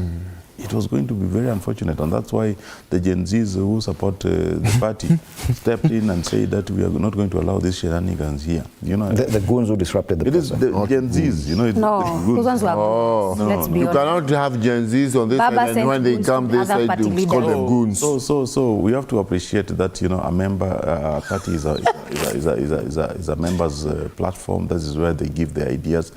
It would be very unfortunate for anyone to ignore the ideas of you have seen the kind of relief, at least the pressure which has been relieved from the country. The business community have at least breathed. You have seen the kind of images which are emerging all over Nairobi. Today, you see even BAMBA, you've seen the supporters from Eastlands, from other sections of Nairobi, from Westlands and from Dagoretti. They have come out and said that, Baba, you have done the best thing. But what happens to ODM going forward? That's my concern, because was it necessary to sacrifice the entire leadership at one go? No, I don't think that we have sacrificed the entire leadership of the ODM party, because you need to realize that, you know, as ODM, we don't lack, you know, expertise or the skills or the manpower, the resources to be able to assume that some of this position. I think that ODM has some of the best membership. You know, if you were to replace one today, Oparanya has an immediate replacement. And if you are to call an election today, you'll find a competent person to be the deputy party leader, a competent person to assume the chairmanship, a competent person. It doesn't lack membership. In fact, in the leadership of the House, the minority coalition or the minority party, I think that we don't even lack there. We have seen the performance of the ODM members, the Azimio members, and I think that the best thing is that give the party members a chance, and you'll be surprised how much, you know, resources, how much expertise we have within our ranks. So we do expect probably a shaking up of the entire party leadership, the appointed leadership. I think that even if it didn't happen now, you realize we are in the process of holding the party grassroots elections. And we could not conclude, because even UDA the Maandamano started when they were in the process of completing they were still going to do the county level, elections, and Nairobi, has been suspended for a great amount of time. I was also very surprised, when people were saying that there was no hand of former President Uhuru Kenyatta in this, and when the UDA delegates were meeting, one of them were held because of the Gakuya and the Sakaja camps were meeting. President Uhuru called in one of those meetings and talked to the delegates of UDA from the Gakuya camp, and we say that, kwani? Because some of these delegates are politicians. So ODM is safe? ODM is very safe. What about UDA? What happens to UDA? A lot has changed over the last few months. Even the grassroots elections, as Bonalai rightly says, they had to be halted for a while. What happens to the party going forward? And also, what happens to the main idea, bottom-up economic agenda, now with the inclusion of people who are very much against that agenda? No, Fred, the president has said that it's about the government he is bringing into place will help him in the transformation agenda of the country. The most important thing, not these shenanigans, I don't know what, I don't know where. The most important thing is for this country to prosper. Even if it means sacrificing the UDA party or the bottom-up economic agenda? No, Fred, these things, I've always been telling you, things keep evolving. Okay. At one time, I was a very junior member of the Democratic Party, right? During my first time as an MCA, I had been elected on a Jubilee ticket. Now I'm a UDA. I've been elected on a UDA ticket. What you need to look, the way you are supposed to look at it, Fred, is like a lever. In our place, we have the Shinga lever. It goes down, it joins another lever called the Kira and others, and joins becomes the Savannah and Tana. Now, many rivers come joining. By the time that river enters into Indian Ocean. So the DNA has completely changed going forward?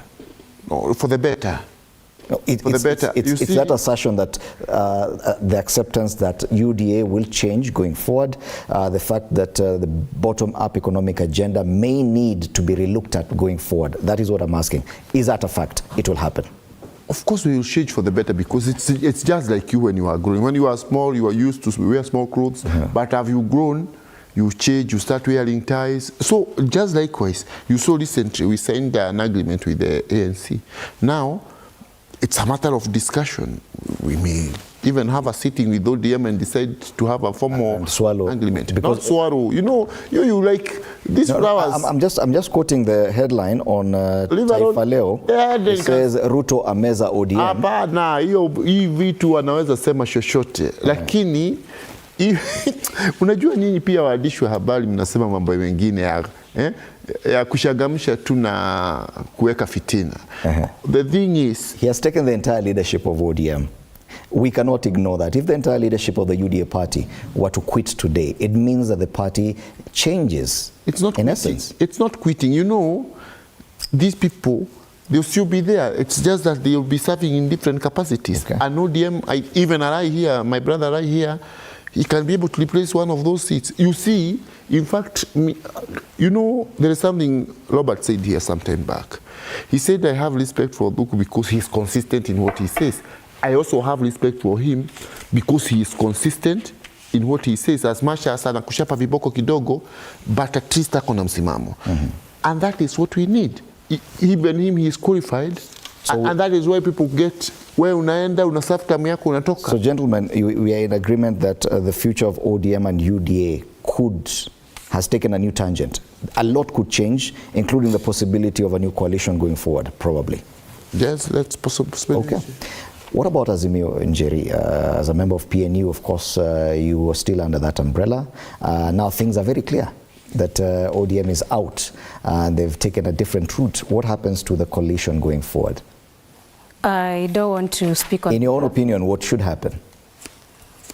What I know is the other party leaders, my party leader Peter Munya, Kalonzo Musyoka, Martha Karua, if they really wanted, they would have joined BABA, and they would have championed for some people to be nominated. And probably the 4 positions that went to ODM would have been divided across each party. But they choose to stand with the people of Kenya.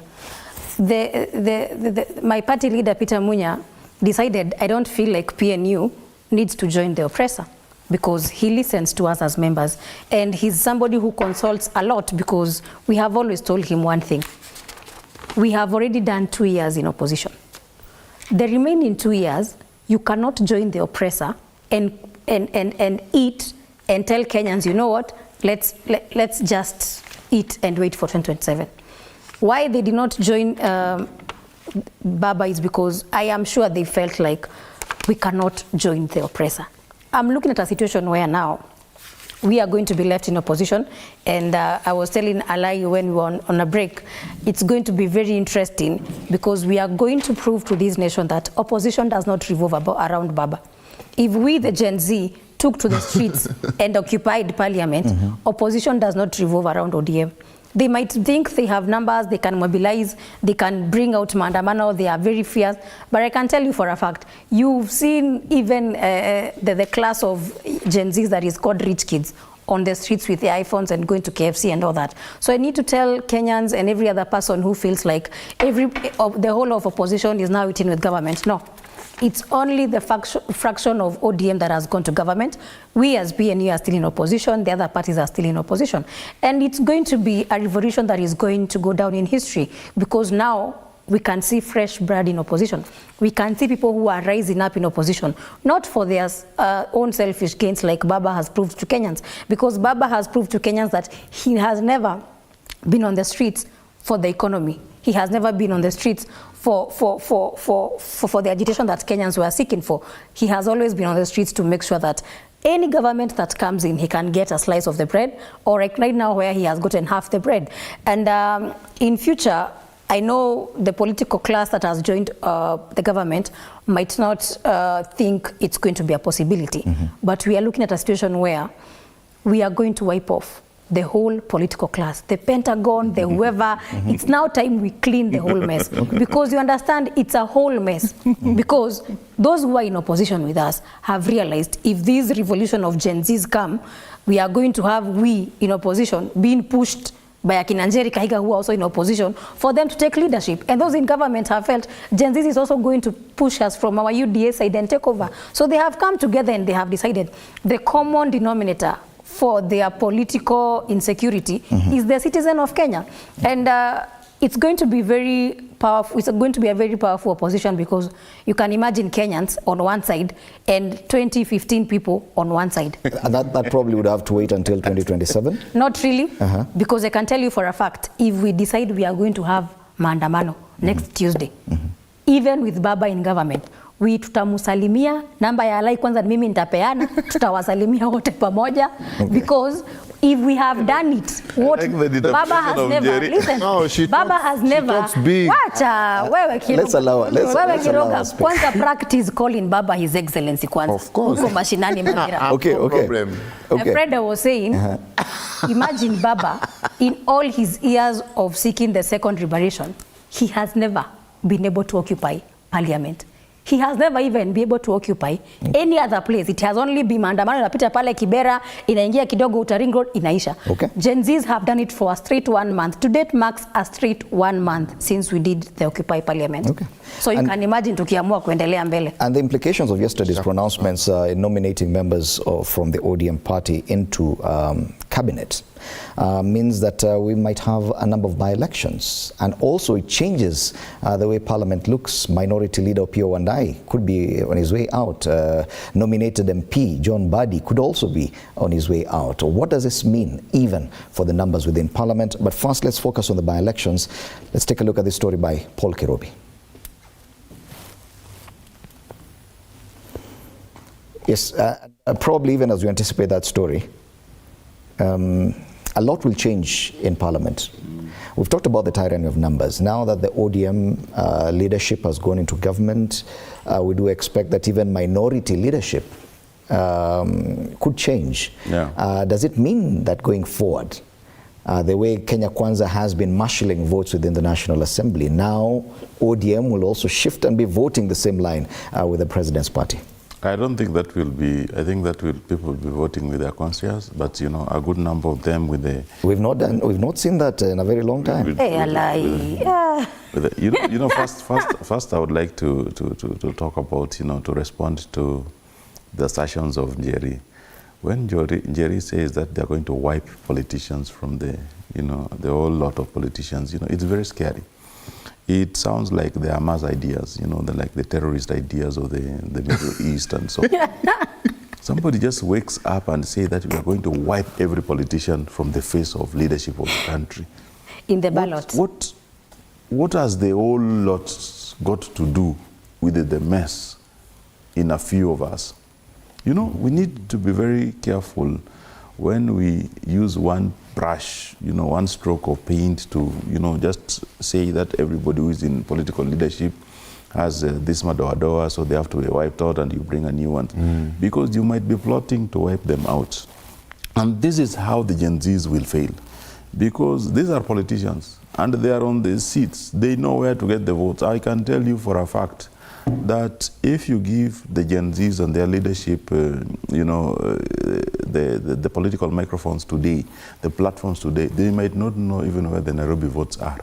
They might be thinking that they are talking to voters, maybe they are talking to trees or talking to people from Muranga or from... You are really undermining the Gen Z. These people don't know. They should listen to us. When we tell the country that, please, the country is nurtured, a democracy is nurtured. Sometimes you sit on the table with somebody you hate so much, but for the sake of the county or the country, you have to listen to them, define opinion, define ways of doing things, but say that to save the Mama Mboga, to save Wanjiko, can we ensure that we nurture this baby in the most delicate way possible? Otherwise, what you are going to see, it's very scary, and Fred, Kenyans have to take this one seriously. It is very scary when people wake up. Nobody supported the Gen Zs the way I did. But I think that, like any other idea, and I think the biggest weakness they had was that they lacked leadership. But even if they had leadership, would you have given them a position? Nobody gives. Why didn't you give any ODM power is taken? Yes. Because you cannot come. Why didn't they give a ministry? I cannot. It was not mandatory. I cannot see. Okay, it was a banalized chance. I cannot see people plotting against President William Ruto and sit pretty, thinking they will not come for the MCA. Okay. Right, let's take a look at the story by Paul Kirobi as we come back to discuss what happens to Parliament going forward. President William Ruto's new batch of cabinet nominees included some elected members from the opposition coalition, which means by-elections are imminent in those areas. But as we speak, given that there is the Independent Electoral Boundaries Commission IEBC yet in place, the onus is now on Parliament to fast-track this process to ensure IEBC is in place. IEBC is required to conduct by-elections within a period of 90 days of a vacancy.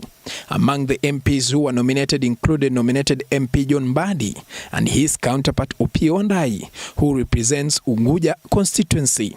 According to Article 103 that talks about the vacation of office of Member of Parliament, the member will have to resign from that position. If an elected MP becomes a CS, they must resign from their parliamentary seat. The Constitution mandates the Speaker to issue in writing a declaration of a vacancy in a constituency within 21 days of the occurrence of a vacancy by giving a notice to IEBC. The IEBC is then mandated to pick from the existing list of nominees to occupy the seat. But since President Ruto signed into law the IEBC Amendment Bill 2024, MPs will soon be considering the process of selecting IEBC commissioners. Paul Kirobi, TV47, Nairobi. The naming of a few members of the National Assembly into cabinet, once approved after vetting, means that it changes the nature of the National Assembly a bit. But my biggest concern is how the minority and the majority will be working in Parliament. So far, ODM has been the biggest party in the minority side in the National Assembly. Now, with the inclusion in cabinet, it means that they have to be in tandem with the executive. And if at all people have been complaining about the executive meddling too much in the workings of the National Assembly, things could get worse. Bwana Kiruga Thuku, do you agree with that? And don't you see a risk when you have that kind of tyranny of numbers in the National Assembly? You know, Fred, there is one factor that cannot be ignored. Look, you know, we always have to keep referring to the West because democracy came from there. In the major countries like USA or even Britain, you see even the leaders, like the US president will go out of his way to do everything possible. You even see like the Democratic Party tapping on the expertise of former President Barack Obama to have control of the Congress. Because all the bills, all the pro-people bills have to go through Parliament.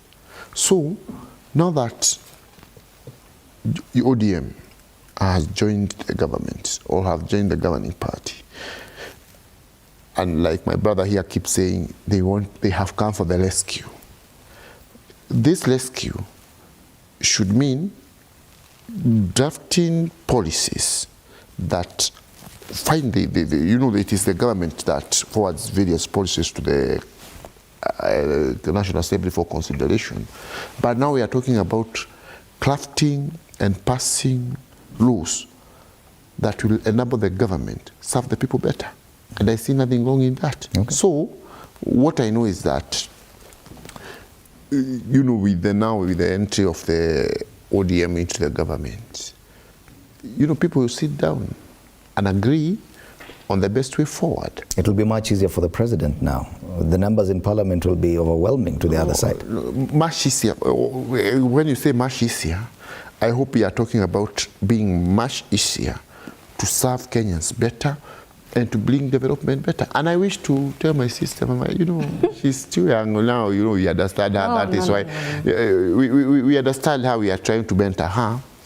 And one day she will appreciate what we are trying to do to her. Because, you know, we've seen a lot of things in this country. At one time, her party leader came to my ward. He was a minister.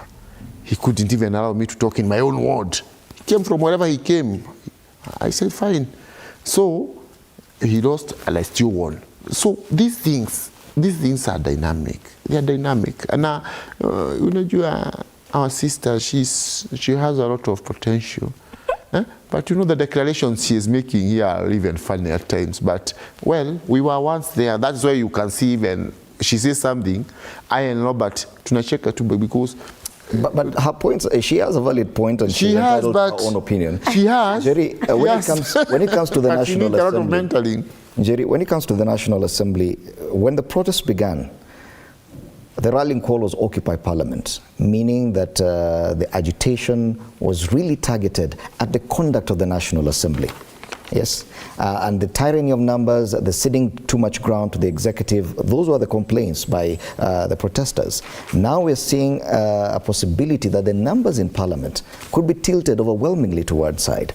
Do you see that risk, and do you anticipate that things will get worse, especially when it comes to the conduct of the National Assembly going forward? Of course, things are going to get worse, and I want to tell member for Chinga that, you see, being young does not mean that we are very naive.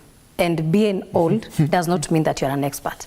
So I would want to be mentored, but of course not with Kenya Kwanza, people who don't want the citizen voice to be heard. And I can tell you for a fact, I'm looking at a situation whereby, now that, you know, you even saw yesterday when the ODM people were writing the messages on Twitter and social media, they were thanking Baba. And at one point, I saw John Buddy say, oh, I forgot, I also want to thank the president. So that is telling you that we are looking into a government where, regardless of whatever policy is agreed upon in cabinet, he has to consult Baba and ask him, Baba, ini pitishe. So we are going to look at a point where we are going to lack, first of all, a center of command, because every other time anything is being brought to Parliament, those ministers will have to consult with Baba, because Baba is the appointing power into this government. Then after Baba says yes or no, if Baba wants to continue blackmailing Ruto, he can tell him, I'm going to tell my ministers not to write the policies the way that you want. And at every time, Ruto needs to know that for the next 2-3 years, he's going to have to live under the mercies of Baba. Because when you give somebody a ministry like Treasury, you give somebody a ministry like cooperatives, and they tell you, no, I'm not going to do that. I'm not going to take that policy to the Parliament. Or even if it comes to Parliament, my people will not vote for it. We are looking at a point where, regardless of how much they want to act like brothers suddenly, at the end of the day, their ideas, their manifestos, their view of things has never been one. And it's going to be a loss to the Kenyans, because you can imagine now we have to give them 1 year for them to blend in, for the ideas to look together, for them to understand the language of mtu wa chini, kutoka chini tukienda juu. So you can imagine what we are looking into the Parliament. I'm looking at a point where now we are going to have members of Parliament who we've respected for a long time, like Millie Odhiambo, telling us that, you know, we as ODM think we need another finance bill. We are looking at a point where now somebody like Sifuna, and who I was really hoping to listen to, if not for the fact that he was in another interview at this moment, I would want to understand, are they now going to wake up and tell Kenyans that, you know what, we need to do a tax increment because our government, it's going to be a hard time. And I want to really tell Kenyans, all is not lost. Don't feel like the world has come to an end. You can be very sure. You as a Kenyan, power belongs to you. If today we decide we are going to tell this whole regime to resign, they are still going to resign. Those are the imaginations. Now, what you also said the same when we said what he was going to resign, and he did so. What is stopping you from telling them to resign? You know, Jerry has a very fertile imagination. You know, now she's imagining like, oh, president will be sitting there being instructed. Robert here, no, my brother Robert here, listen, we are mentoring you, listen. No, I don't want to be Robert here has been saying something that even Gen Zs need to realize.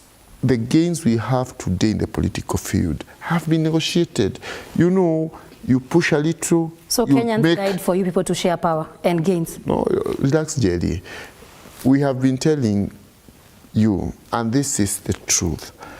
Even in a fight, you advance, you pause, you make tactical retreat, you count your gains, and you cut the election. Otherwise, you just don't go charging like a bull that has gone berserk. You will get lost. You fight a war. No, we are for those Kenyans. They have elected. It's Kenyans versus you, the political class. No. The Kenyans, we are here. The seats we occupy, we occupy them on behalf of the people. Okay. When I come from this place, I'm going back to serve the people. Okay, let's come back to the issue of Parliament and its DNA going forward. If on the flip side, for ODM, it could be an opportunity for new leadership to arise.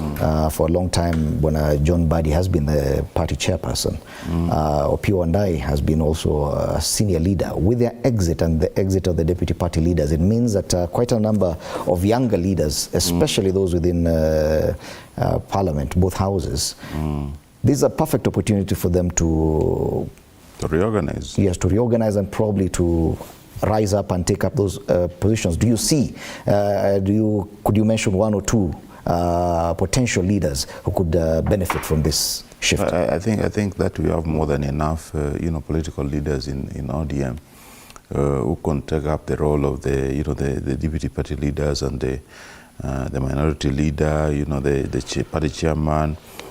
All this, I think that Parliament, I don't think that we lack numbers, we lack the expertise. Millie Odhiambo, for the first time, might be seen the minority leader is a woman. I think that it would be very good for the country to have that one happening in the Parliament, the chairmanship of the party. Have there been such a proposal to have Millie Odhiambo as a minority? There have never been proposals. I think this is... So, it's your proposal? It's coming from myself, Okay. So I don't see a situation where we lack in that. In fact, I'm more worried that the Gen Zs are not seeing this as an opportunity to take over power in parties, because this country is a democratic nation. The place you make changes in is at the ballot. The ballots, the most effective tool at the ballot is a party structure. And if you have a party with a grassroots support like ODM, it is very easy for you, and you have to learn to nurture, because you can be advised by people like Miguna, who have never won any political seat. So they don't even know the art of convincing a voter. You can chant, you can just stamp, you can say you can print all flyers you have. Boniface Mwangi tried Starehe, failed miserably. Hanifa wants to go for airbase. I don't know if he knows somebody called Fuad Mohammed, the MCA of that area. One of the most ruthless MCAs we have ever seen in Nairobi. By ruthless, you mean? I mean campaigner. Okay. Grassroots campaigner. I've never seen a more ruthless campaigner like Fuad Mohammed. So some of these people, I wish they saw an opportunity to come to the party fold. Then demand and effect change at that level. You don't have to all belong to ODM. Some of you can go to Jubilee, some of you go to PNU. The PNU, I'm the one hosting them in their headquarters, Iwaruku. Within his words. Yes. I host a good number of these headquarters. Yes. The last time Kenya Kwanza raided Jubilee, I had to send boys to rescue them from themselves. I was rescuing a former president, immediate former president. You saw boys, young boys, I mobilized, go and rescue a former president. PNU, there's... Why did you send them last time? Let me tell you one thing about these parties. Well, when sometimes they claim to be in Azimio, and sometimes, when I give the bursaries, I try to give them in a very humane environment. I try to ensure that the mothers are not pushed, the wazis, and PNU is a very nice headquarters. I've begged for them to host us even once at that headquarters. They're not ready to do it. They claim to be in Azimio. Some of these things, if we start they may be scared that you will come with a few of the youth like that if you can send goons to our party leader, why should we trust but Jerry, he does make some sense that for you to be active, because the agitation by Kenyan youth is to change the political course of the country. You cannot talk about changing the economy or changing the trajectory of this nation without handling the politics. And you cannot say that you're handling the politics without using the vehicles that others use for politics, meaning political parties, which are very key. That is the only method of engaging in politics. You belong to a party. Yet the movement that we're now talking about and saying Gen Z, they've insisted that they are partyless and they are leaderless. And therein lies the problem, probably, that they may not be able to involve themselves properly in the politics of this country unless they finally agree to use the same vehicles that politicians are using. You see, Gen Z, just like politicians, we have the liberty to hide our cards. Why we said we are leaderless and partyless, it's because we did not want them profiling our agitation to one political party. If we went outside and said, we all belong to PNU, what would have happened? Our party leader would have been abducted and told you are the one who is bringing all this. But right now, they did not know where to start. They were just abducting anybody, everywhere and anywhere. So why we used to say we are leaderless, and I don't want to speak on behalf of Gen Z, but I can tell you for a fact, we are aware, we are learned. And I told you why that movement was that vibrant is because we have read the Constitution. We have seen how power hungry our political seniors have become. And I can tell you now or in the near future, we are not going to still go into elections with saying that we are partyless. No, we are going to find people joining PNU, others are going to join Jubilee, others are going to join NAC, others are going to join Wiper, and others are going to join ODM and maybe topple over this kind of leadership. Because this morning I've just seen Senator Edwin Sifuna in another TV platform say that those CS nominees don't have the blessings of the party. And I am very happy that the likes of Kina Sifuna have seen the light and they have realized we cannot go to retirement with Baba. Remember the kinds of Kina Oparanya, some of them have done 2 terms in governor, Joho has done 2 terms, Badi has done 4 terms as an MP. So these are political retirees. Senator Sifuna is just a young, vibrant guy. So he has realized, I have one choice, to either remain with Baba and my likes of Kina Oparanya and go home, or remain with the Gen Zs and survive politically. And that is what is going to happen across board. So Gen Zs who are going to join ODM are going to make sure that the likes of Kinalai are there, but they cannot dictate what happens in the beginning of the end. Are you predicting the beginning of the end of Fred, you know now, you see, they say birds of a feather flock together. There's excitement. You know, even Sifuna cannot dictate to a whole party. So, and you see the way he seems to be exciting, Jerry. You know, in the end of the day, you realize why people had to settle for someone like, the Kenyans had to settle for someone like Mzee Kibaki, who was family grounded, not excitable.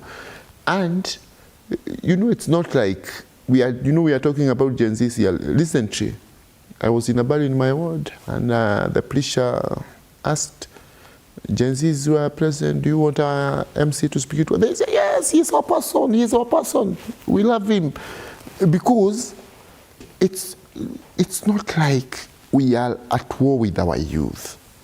Personally, one of my core support groups are the youth in my ward, because we in fact, I've come up with them since they were young children in schools, because I personally support schools a lot, even through the Kilwa Foundation, and even before that. So the thing is, Fred, you know, we have a constitution in this country. And you know what happened in the National Assembly? It's not something to be celebrated. And then people kept threatening, we will occupy State House, I don't know, we will occupy JKIA. You know, that's how countries are destroyed. You wake up, you realize, yes, you went to State House, you removed the president, then what next? And that's why we've been insisting, and that is why we are even coming out openly and boldly saying, we must respect our laws. This country is very, very important. Okay? If we lose it, you know, you cannot even come here safely. I was in one TV station recently, and they said, we are going to greet the station. Then police were all over there. So you realize... That was government. You realize the country is more important than some of the agitations we have seen. Okay. And that's why we are saying, and you remember this week we had a press of Kenya Kwanza MCs, and we said, you know, we have to respect our constitution. Elections, if people, because you realize some people have hidden behind the Gen Zs, and what they are interested in is changing the leadership of the country. And just like my brother Robert here says, there are people who cannot convince the voters, so they want to use other unconstitutional means. And what we are telling them is, you must follow the constitution, you must follow our laws. If you are dissatisfied with the president, you must wait for 2027. Let's talk about 2027 now that you're talking about. And there are those who argue that this whole cabinet reshuffle, cabinet reconstitution is purely about the re-election of William Ruto come 2027. Does it mean, Bwana Robert Alai, that ODM come 2027 will support the re-election of William Ruto? No, I think that one is not guaranteed. That's not part of our discussions. You know, I also like to respond to whatever anyone, you know, including Sifuna, the Secretary General of ODM, might want to, you know, communicate that there was is not in agreement with the ODM. ODM is not a private property of Edwin Sifuna, and he'll soon realize that probably somebody gave him a noose he can use to hang himself. And he needs to realize that if the organs of the party, which are, you know, we have the membership there and you have the executive leadership of the ODM there, they have reached an agreement. You cannot go against that agreement by the majority of the members. You know, if there was an agreement that we don't work with the Kenya Kwanza, that is what would have stood. But now that, the members agreed that we are going to find a way of stabilizing the country. He himself, when these agreements were reached and he was asked at the Standard Media Group what he thought of the Gen Z, he said that, you guys have all the rights to protest, but, we have a country to protect and a country to nurture and stabilize. So, but moving on to 2027, I don't think that is guaranteed that, ODM or the Azimio coalition is going to be working with Kenya Kwanza in any way. I think this is a political contest. We need to get to cross the bridge when we get there. We need to also ensure that we focus only now on rescuing the country from wherever it is, because if things are not rescued, then I think the next 1 or 2 or 3 weeks you might see the worst performance of the economy. We must move very fast to ensure that we stabilize the economy, we stabilize the local currency, because when it was brought back to 128, 129, I think it started falling again, and things might get worse soon. The kids, the young Gen Zs need employment, they need opportunities. We need to ensure that we deliver that one to them. Just yesterday I had a very nice engagement with one of the nominees from the ICT, who I've known, a wonderful lady called Nyambura. I've known for a very long time. We have with her in Abuja last year, representing the country at the UNIGF, and also in Kyoto last year, also in October. And I think that some of the experience I've seen being brought to the cabinet is going to make a lot of changes and impact in the country. And you talked about a deal, an agreement that you had in this whole deal about the cabinet reconstitution. Did you agree on how long this deal will last? Because now you're saying that 2027 is not part of the deal. Are you saying that this deal is only for the next 3 years up until 2027? I think the deal is in the heads of the people who have been called upon to serve the country. So there's no written deal between Kenya Kwanza and Azimio or ODM in any way. But what is happening is that we have offered to lend the Kenya Kwanza an arm, in a hand in stabilizing the country. But in the short term or long term? Up to 2027. So the deal is up to 2027? Up to 2027, yes. Okay. And when we stabilize things, then we might get to cross the bridge of, determining whether we are continuing William Ruto or not. So it is a possibility that ODM could end up supporting William Ruto's re-election? I never say never, anything. I have never said never. I've never said that I cannot work with Njeri today. Njeri might be my biggest supporter tomorrow.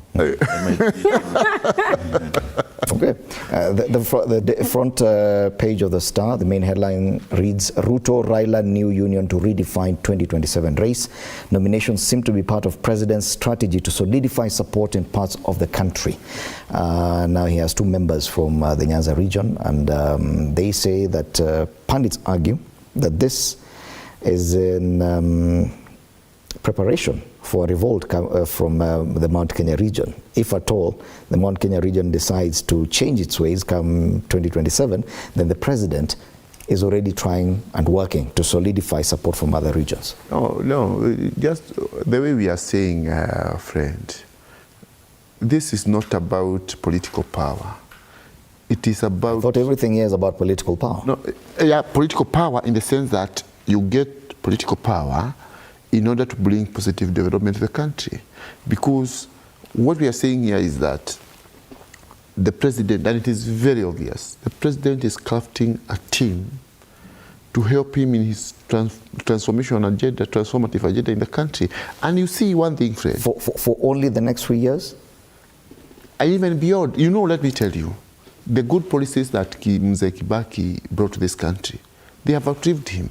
There is no leader that comes and brings policies just to serve for that period.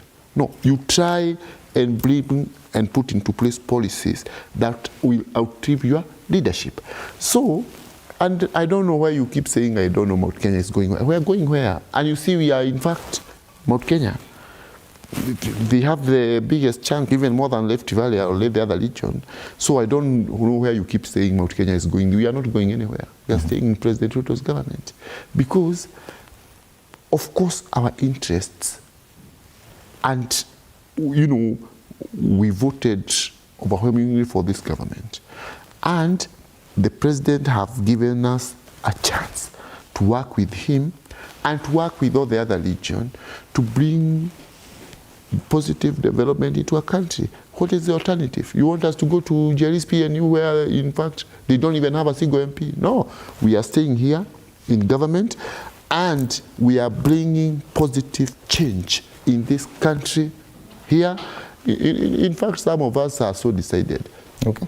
God willing, God giving us the days, we promise to walk the journey with the president. If we can, God can help us and we bring positive development, we will join with ODM and we will even campaign for President. You know, we want President Ruto to succeed in serving Kenya. So you anticipate that ODM will still be with you post 2027? In fact, that is what we would want, so that we bring more development to this country. Yes. So I anticipate, I and my brother Robert here, we come here, on the same side, come down there, we campaign for the president, the election of the president. Jerry, it means that the political class, or at least the two biggest parties, coming together, meaning the other side, the minority, will be much smaller.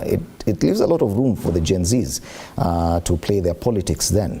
Do you see an opportunity there, now that ODM could support William Ruto come 2027, that there could be a candidate sponsored by the younger generation? Yeah, of course, at every political operation that happens in this nation, there's an opportunity and maybe a loss to some. And I want to tell, you've mentioned that the president is looking for support from the Western people. And I want to tell my member for Chinga that he needs to open his mind and be honest to Kenyans. You see, in Kenya, anything that is said, whether it's propaganda, whether it's a hearsay, you need to look it from another dimension. When Gen Z said they are going to occupy JKIA because they had heard that it had been given to some Indians, the political class was like, no, such a thing has not happened. But we saw a letter from KEA and they said, yeah, there was such a engagement somewhere that is still underway. So what is going to happen, and what I am from Mount Kenya, and of course I don't want to sound tribal, but we need to understand that Kenyan politics will need to go a long way before we get to non-tribal politics. And we, the Gen Zs, have realized that at the end of the day, we have to be united regardless of our tribe. But again, let's be honest. If the president really felt that he needed support from the Western people, or he needed to bring a party of national unity, I don't understand why he did not look for Kalonzo to give him some people from that side. Even if you want to tell us that Alfred Mutua is in cabinet, we all know that sometimes members of a certain tribe being in cabinet does not automatically mean that the president has their interest as a region. And sometimes you see what the political class, the people like member for Chinga don't want to agree, is that Mount Kenya, we as PNU might not have members of parliament in the parliament, but of course we have elected MCAs. But you see, we as PNU, at least we are a party that if we were to go to Mount Kenya today, we have a party. Member for Chinga is making noise in his neighbor's house, where he does not know whether he will be served breakfast tomorrow morning with the rest, or he is going to be denied. Member for Kileleshwa is fortunate enough to have gone into government with ODM party. Member for Chinga hana chama. Chama yake ni chama ya wenyewe. No, listen, ODM is a party that is led by Baba.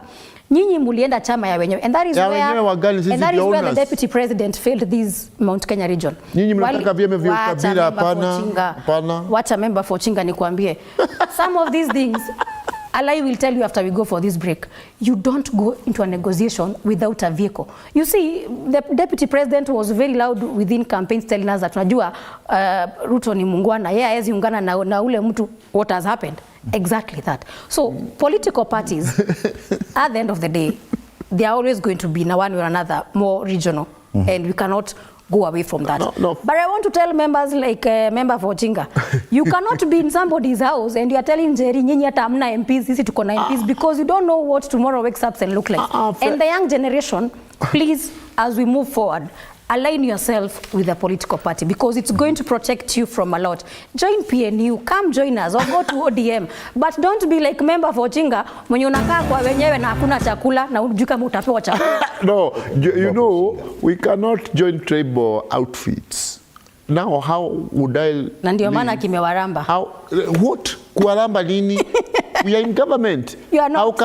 How can I leave the party? He's a neck member. Yes, exactly. And how can I leave the party of the day to go into an almost non-existent entity like PNU? Your own house is better than a rented house. We are in our own house. You don't have a house. We are in our own house. It is very unfortunate that such an upcoming politician can come here to discuss tribal politics. That's what we want to completely destroy in this country. Have you seen Baba give out a national The thing is this, we are part and parcel of UDA party. The UDA has accommodated us. You know, imagine, I'm just a village MCA. I've been given the opportunity to be the chair of all the MCs elected on the party. And you want to come here and lecture me about ownership of parties. I'm very, very comfortable. That is why we have been preaching politics of nationalism. And that is why you can even see, my brother here is not a Kikuyu, I'm not a Luo, but our ideas, because we don't want those shenanigans, tribal shenanigans, we can close lands very easily because we want to see things beyond the tribal limbs.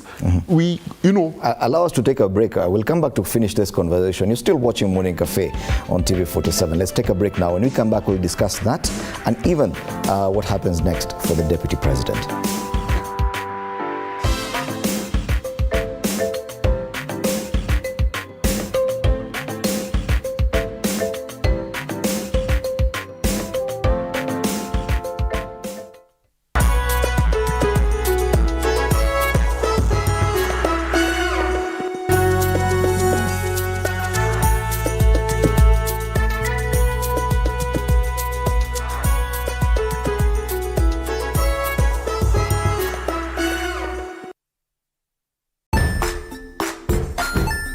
Hey there friends, welcome to Kids on the Block, where fun and imagination come alive.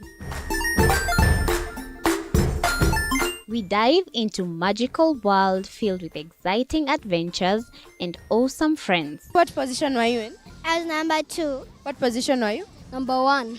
He decided to cross the bridge by his house and look for food on the other side.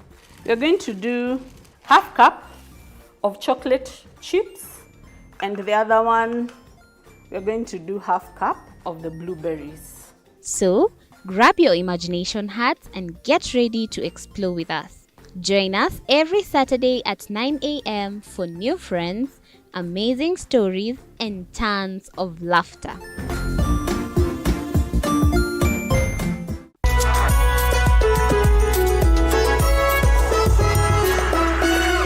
Join us as we explore the journeys of those who defy the odds and break barriers. We dive deep into the stories of triumph. Sometimes when parenting a child with a special need or whatever disability, family life becomes a bit complicated and you may end up raising the child on your own.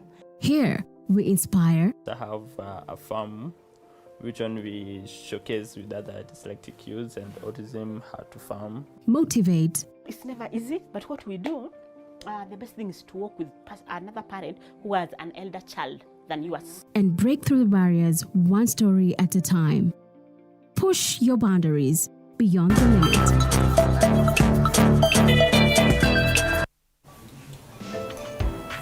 Welcome back. You're still watching Morning Cafe on TV 47, and the discussions are getting very interesting during the break. I hope some of it will come back and people will open up their hearts as well as their mouths as we on air. Still here with Robert Alai, Kirugadhuku and Jerry Kahiga. Now let's take a look at what happens to some of these leaders. The Deputy President, for example, has been very vocal about the inclusion of any other persons who had not directly supported the Kenya Kwanza or UDA manifesto during the campaigns. Now things have changed for him. We've been talking about his strained relationship with the president for a while now, and some people even suggested that this kind of troubled working space could even lead to an impeachment of one or both of the leaders. Now with the numbers we're looking at in Parliament and with the inclusion of ODM in that matrix, it means they can very easily gather a two-thirds majority towards impeaching a leader.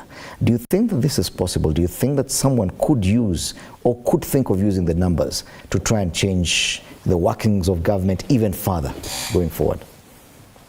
I think, like we said, before going for the break, I think that everything is possible in the political space in the country. But up to now, I have not seen any move to or idea of impeaching the deputy president. But if there is any conclusive evidence to warrant that action, I think that the members of the Honorable House, the honorable members of the House can, in a very easy way move to effect that impeachment. But up to now, I have not seen any idea of, people wanting to impeach him. I've seen talks, like politicians talk about everything, but any move to present a petition, I've not seen. Mm-hmm. Do you think that with the kind of possibility, and let me call it possibility, of ODM supporting President William Ruto come 2027, that there would be need to change the running mate for the president then? No, I think this one came from UDA. When the president say that if the president is a man, the running mate has to be a woman, I think the president gave the proper indication that it might change. It doesn't need ODM to do that one.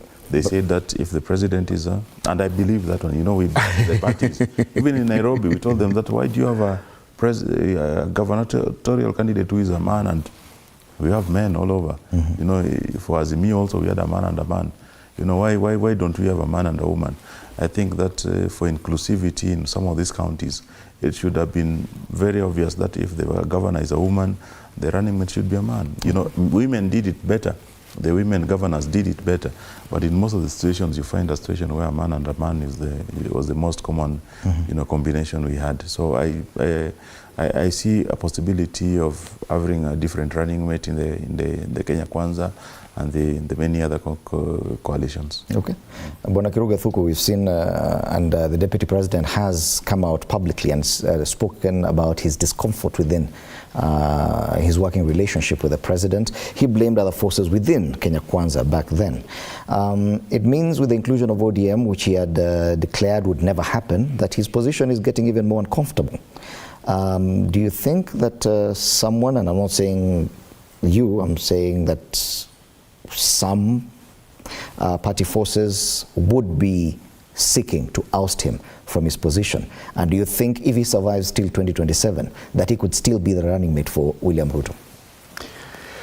Yeah, he could still be the running mate of the president, because again, you know, in politics, everything is possible.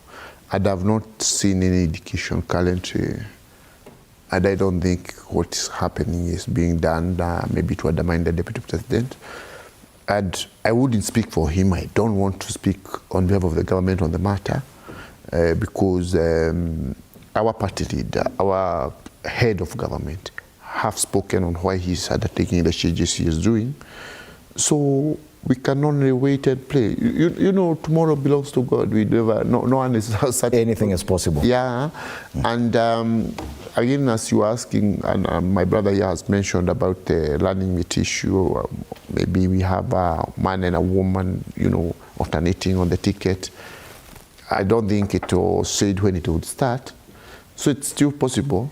They can still go together, then it starts working in 2032. Mm-hmm. All these are possibilities in politics. So let's wait and see what happens. But one thing I like insisting, and the way things should be, is that it's not about the positions various people occupy, but service delivery to Kenyans. That's the most important thing. And that is where you see all of us, from BAMBA to the president to everyone else, we are agreed that we want to come together so that we stabilize the country, so that service to the common monarchy. People want to see roads being done. People want medicine in hospitals. People want development in the agriculture sector, in all the sectors. That's basically what positive politics is about. You very cleverly just dodged my question. I've always told you, member for Chinga. Do you see the possibility that there could be some devious forces within the political space who are looking to more or less make the relationship between the president and his deputy even more uncomfortable than it is right now? You see, I've always wanted to remind you every other time. In Kenya, anything that is said politically, just know that it has been discussed or it is in the pipeline. You saw before even the president had appointed Kinabadi on Twitter and Facebook, people were already speculating who Baba is going to give their names, and they were very clear, John, Joho or Paranya. Including the portfolios that would be given. Exactly. So what I need to be very honest, and I know people aligned to the deputy president will not like this, but wako pabaya. They are at a very difficult position. You can imagine we were seeing the deputy president addressing his press in Mombasa and the president in State House. We were seeing the president yesterday, personally, the deputy president is here, the prime CS is here, and he's saying, you know, I've lost my list. Unajua hii list ni very confidential. What is he trying to tell us? He's trying to tell us, Gachagua hatajui what is written in this list. And sometimes I feel the Constitution of Kenya should maybe for the first time look into the mandate of a deputy president, the powers of a deputy president and a deputy governor. Because if your governor or if your president decides kazi yako itakuwa kuzunguka hii Kenya without doing anything substantive, it's going to happen. Right now I can tell you for a fact, if there is somebody who is outside in the cold, it's Gachagua. The deputy president ako kwa baridi. And it's not going to no longer be behind the scenes. You saw last time when there was that IEBC thing that Kimani Ichung'wah had the audacity to call the Baba and tell him, after you are done talking, invite the president. And the deputy president is there. And in politics, those are not mistakes. You cannot make mistakes with protocol. Look at every CS who was appointed by ODM. Did you hear them tell the deputy president, thank you, that we are now joining your government, the government of President Ruto and Deputy Gachagua? They are still going to call him Gashietha, and he is going to do nothing about it. And the problem that Gachagua did as a deputy president is because he naively believed that in politics, people cannot play you. He was very loud in saying, huyu rafiki yangu ni mugwana, hawezi fanya. And he forgot. In politics, you have to shield yourself, not because you don't trust your partner, not because you don't trust the members you're in a coalition with, but because in politics, anything can happen. If the deputy president had gone into Kenya Kwanza agreement with a political party, he would not be pushed at the edge as he's been pushed. Why did Musalia Mudavadi survive the CS reshuffle? Because the president knows, I cannot do away with this person.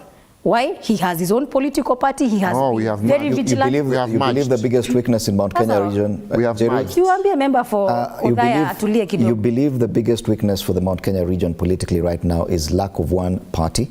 Yes, lack of a party from their side. That when, you see, it's just like in marriage.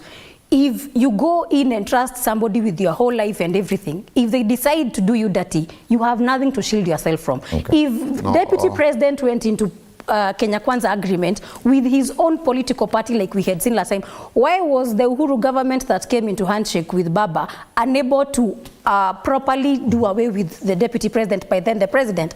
Because he had his own party. Na hawataki kukubali hivyo, but wako nje. Because if at all ODM sticks with UDA and Kenya Kwanza going forward in 2027, hoping to further the union beyond, it would mean that ODM being a big party by itself could demand for a lot more. They could even demand for running mate's position. Yes, but you see, friend, you know my younger sister here, she wants even to lecture us about marriages. We are married and maybe she's not. Come slowly, come slowly. She could be married. She could be, she could not, she might not be, but both of us already in marriage, we've learned to trust because that is the way to take a marriage forward. But what I'm saying, Fred, is this. this notion of, I don't know, Mount Kenya doesn't have a party, I don't support it at all. And for your information, for a very long time, I've not seen Mount Kenya just getting into one political party.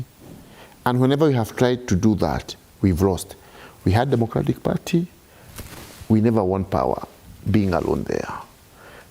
You know, because that is the, because at that time we were split between DP, Ford Asili, then even as TNA, which was crafted by the former president, we still had to combine with ULP to win power. Yeah, but at least you had a party back then. No, relax. But you see, we have always, for us to win, we have always had to unite with the other Kenyans. With the party. That is the experience. We always have had to unite with other Kenyans. With the party. And what I'm saying is this, UDA, and let nobody lie to you, they are bringing these small parties there. Central Kenya, our party is UDA, unless people decide otherwise. Otherwise, this is the party that has given us more ministerial portfolios, more than any other party or any other region. For example, do you think that, or do you feel that the parties that are represented in Kenya Kwanza coalition from Western Kenya are given more preference in comparison to the Mount Kenya region? Like, for example, the ANC, Ford Kenya, and probably even Chap Chap Party from which preference? Eastern. You know, I'm telling you a fact that you can see, you know, it's in the front page. Do the counting yourself. Our party and our region coming through UDA, we have the highest number of ministers in this government. Okay. And not only ministry, we have the deputy president, we have the Ministry of Interior, we have the Ministry of Agriculture. You know, these are not small ministries also. The Ministry of Interior. Would you be okay if you lost the position of deputy president or running mate for William Ruto and went to another region? No, but you see, coming from my region, you know, coming from the central region, of course I would still support our person to be the running mate. You see, meaning that there will be competition for the running mate's position. Do you have you fathomed the possibility of a joint UDA ODM ticket come 2027? And do you think that would be a winning ticket? No, I think anything is possible in the Kenyan political space, but also you have to realize that, you know, there will be a competition for every seat in 2027, including the Kilaleshwa, you know, ward seat. And I expect if the day I don't see any competition is the day I will get worried that probably there's something wrong with this seat and I did not, you know, I don't need to be on it anymore. So I see a situation where anything can happen. You know, you never know. You might go back to working with the PNU, you know. We might be working with the UDA, we might be working with the KANU, you know. You believe there's still an opportunity to salvage Azimio as a coalition? You know, in the Kenyan political space, when you played the first clip you played, and people are making all those conclusive statements, it teaches us one thing, that, you know, in the Kenyan political environment, never say never, because you might be left with the egg on your face, and you might not be knowing what to say next, because now imagine a situation where you are the president and you have to go and defend yourself, that tulisema kwamba tutafanya hii lakini but that is what is happening right now with the president. You know, yeah, so never say never, and expect a coalition. Maybe if I want to be the Nairobi governor today, me I can't trust you. Me I cannot trust you. You know the good thing. The good thing with Alliance is he is in the coalition of the winning. Jerry is in the coalition of the losers. Okay. We are not let me give you an opportunity for your final comments now as we come to the end of the show. Let's start with Njeri. I first want to tell the people who have gone to government that it's going to be a very rough wave between now and 2027, because if this government fails, they are going to be part of the failure. If this government succeeds, they are going to maybe have the success part of it. And in the most likely event, it's not going to really work as they think, because don't tell me that 4 CSAs can bring down the cost of living, because we don't rely on 4 ministries as a country.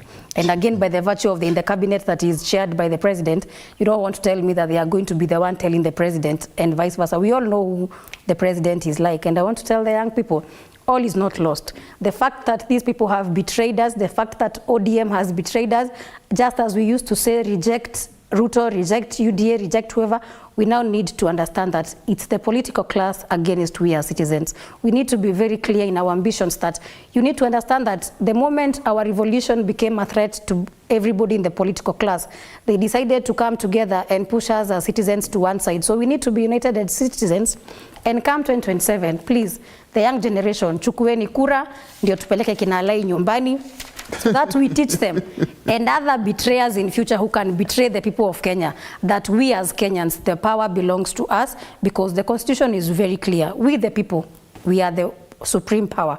And to all members of parliament, to all elected leaders who feel that you want to prefer the side of the oppressors, sisi Gen Zs tutakuwa hapa, mutatupata.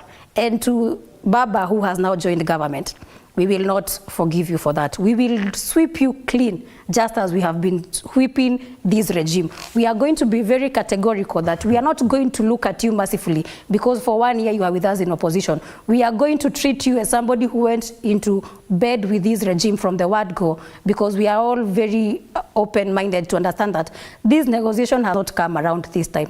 It was always there. You are only looking for an opportunity. And to the families that have lost people, don't feel as if you lost young people for ODM to take power. In a political game, there are always winners and losers. This time, the political people might feel like they are the winners, but you can be very sure 2027, we have the power to take back what belongs to us. We have power to streamline the political mess that ODM has taken us deeper into. Na hatutawasamehe. You know, Fred, as I grew, you know, we liked watching the wrestling matches. And you see a small fighter, he would come there, just stamping, and they would tear the shirt apart. You say, Undertaker, you are just nothing. Today, I'll destroy you, I'll beat you very badly. Okay, Undertaker is just there. You know, once the match starts, the guy who was chest thumping would be beaten into a pulp, even removed there on stairs. You know, just this should come slowly. Now, when you come to threaten someone of Baba's caliber, you see, you know, Baba will unleash some political machine come the elections. In fact, PNU, they are saying they have MCS, they may not even win even one seat in the next election. So the issue is, Fred, I support every measure, every move that will stabilize this country, and without fear of contradiction, I'll contribute 100% behind the president on that. Whether it brings members of the opposition to the government, the country is more important, the peace of the country is more important than anything else. I always interact with our people on the ground, those children, our mothers. When a country is unstable, people who suffer most are the children and the women. We cannot afford to take our people to that destructive route. Lastly, after I leave here, our majority leader in our assembly have lost his dad. My condolences to them. After we leave here, we are going for the burial in Odaya. So I wish to commiserate with them and say pole over the loss of Mzee to Mr. James Kanyugo, who is our majority leader in the Nyeri County Assembly. And we are very much together. That's where we are headed. Okay. Thank you so much, friend. Asante. Finally, Alai. Thank you so much. You know, I tell the Gen Zs that, you know, everybody has a plan. Like Michael Tyson said, that, you know, you always claim to have a plan until you're punched on the mouth. So you need to be very careful when bragging how you're prepared for this contest and you're going to finish the enemy. So you need to humble yourself, listen to the advice from those people already sitting in the seats you you so much admire and say that you want to claim them to effect change. And if you don't listen to the elderly advice, from people you now think that they are senile, they are not, speaking your language, they are not as cool as you are, they will always defeat you at this game. Remember, there was at one point, there was one of the youngest people like Tom Boyer, J.M. Kariuki, and so on, and these people, the way they play their politics, and we had some of them who are almost completely illiterate, Kika Kimani, Molo Mutisia, but they made proper impact in their communities because they understood the art of political leadership and political contest. And if you don't get the lessons to understand how to take up political power, you will remain in the streets forever and you will be chanting Haki Yetu forever, like Cyprian Nyamamu, who was there in the 1990s, the 2000s, the 2010s, and now the 2020s. Thank you. Robert Alai, MCA Kilelesho Ward, Kiruga Dhuku, MCA Shinga Ward, Chairperson UDM MCA's Caucus and member of the UDA NEC, and Jerry Kariga, a National Youth Leader, PNU. Our panelists this morning on State of the Nation, as we take a look at the big headlines this morning. On the Daily Nation, enter Raila, the coalition king. On the Standard, Ruto hangs onto Raila for survival. And on the Taifa Leo, Ruto ameza ODM. The People Daily went with a grand hijack. Those are the headlines this morning. Thank you so much. A lot more coming up after the break. Don't go away with my colleague Stanley Nyaringita. Do stand by for that. My name is Fred Indemuli. Good morning.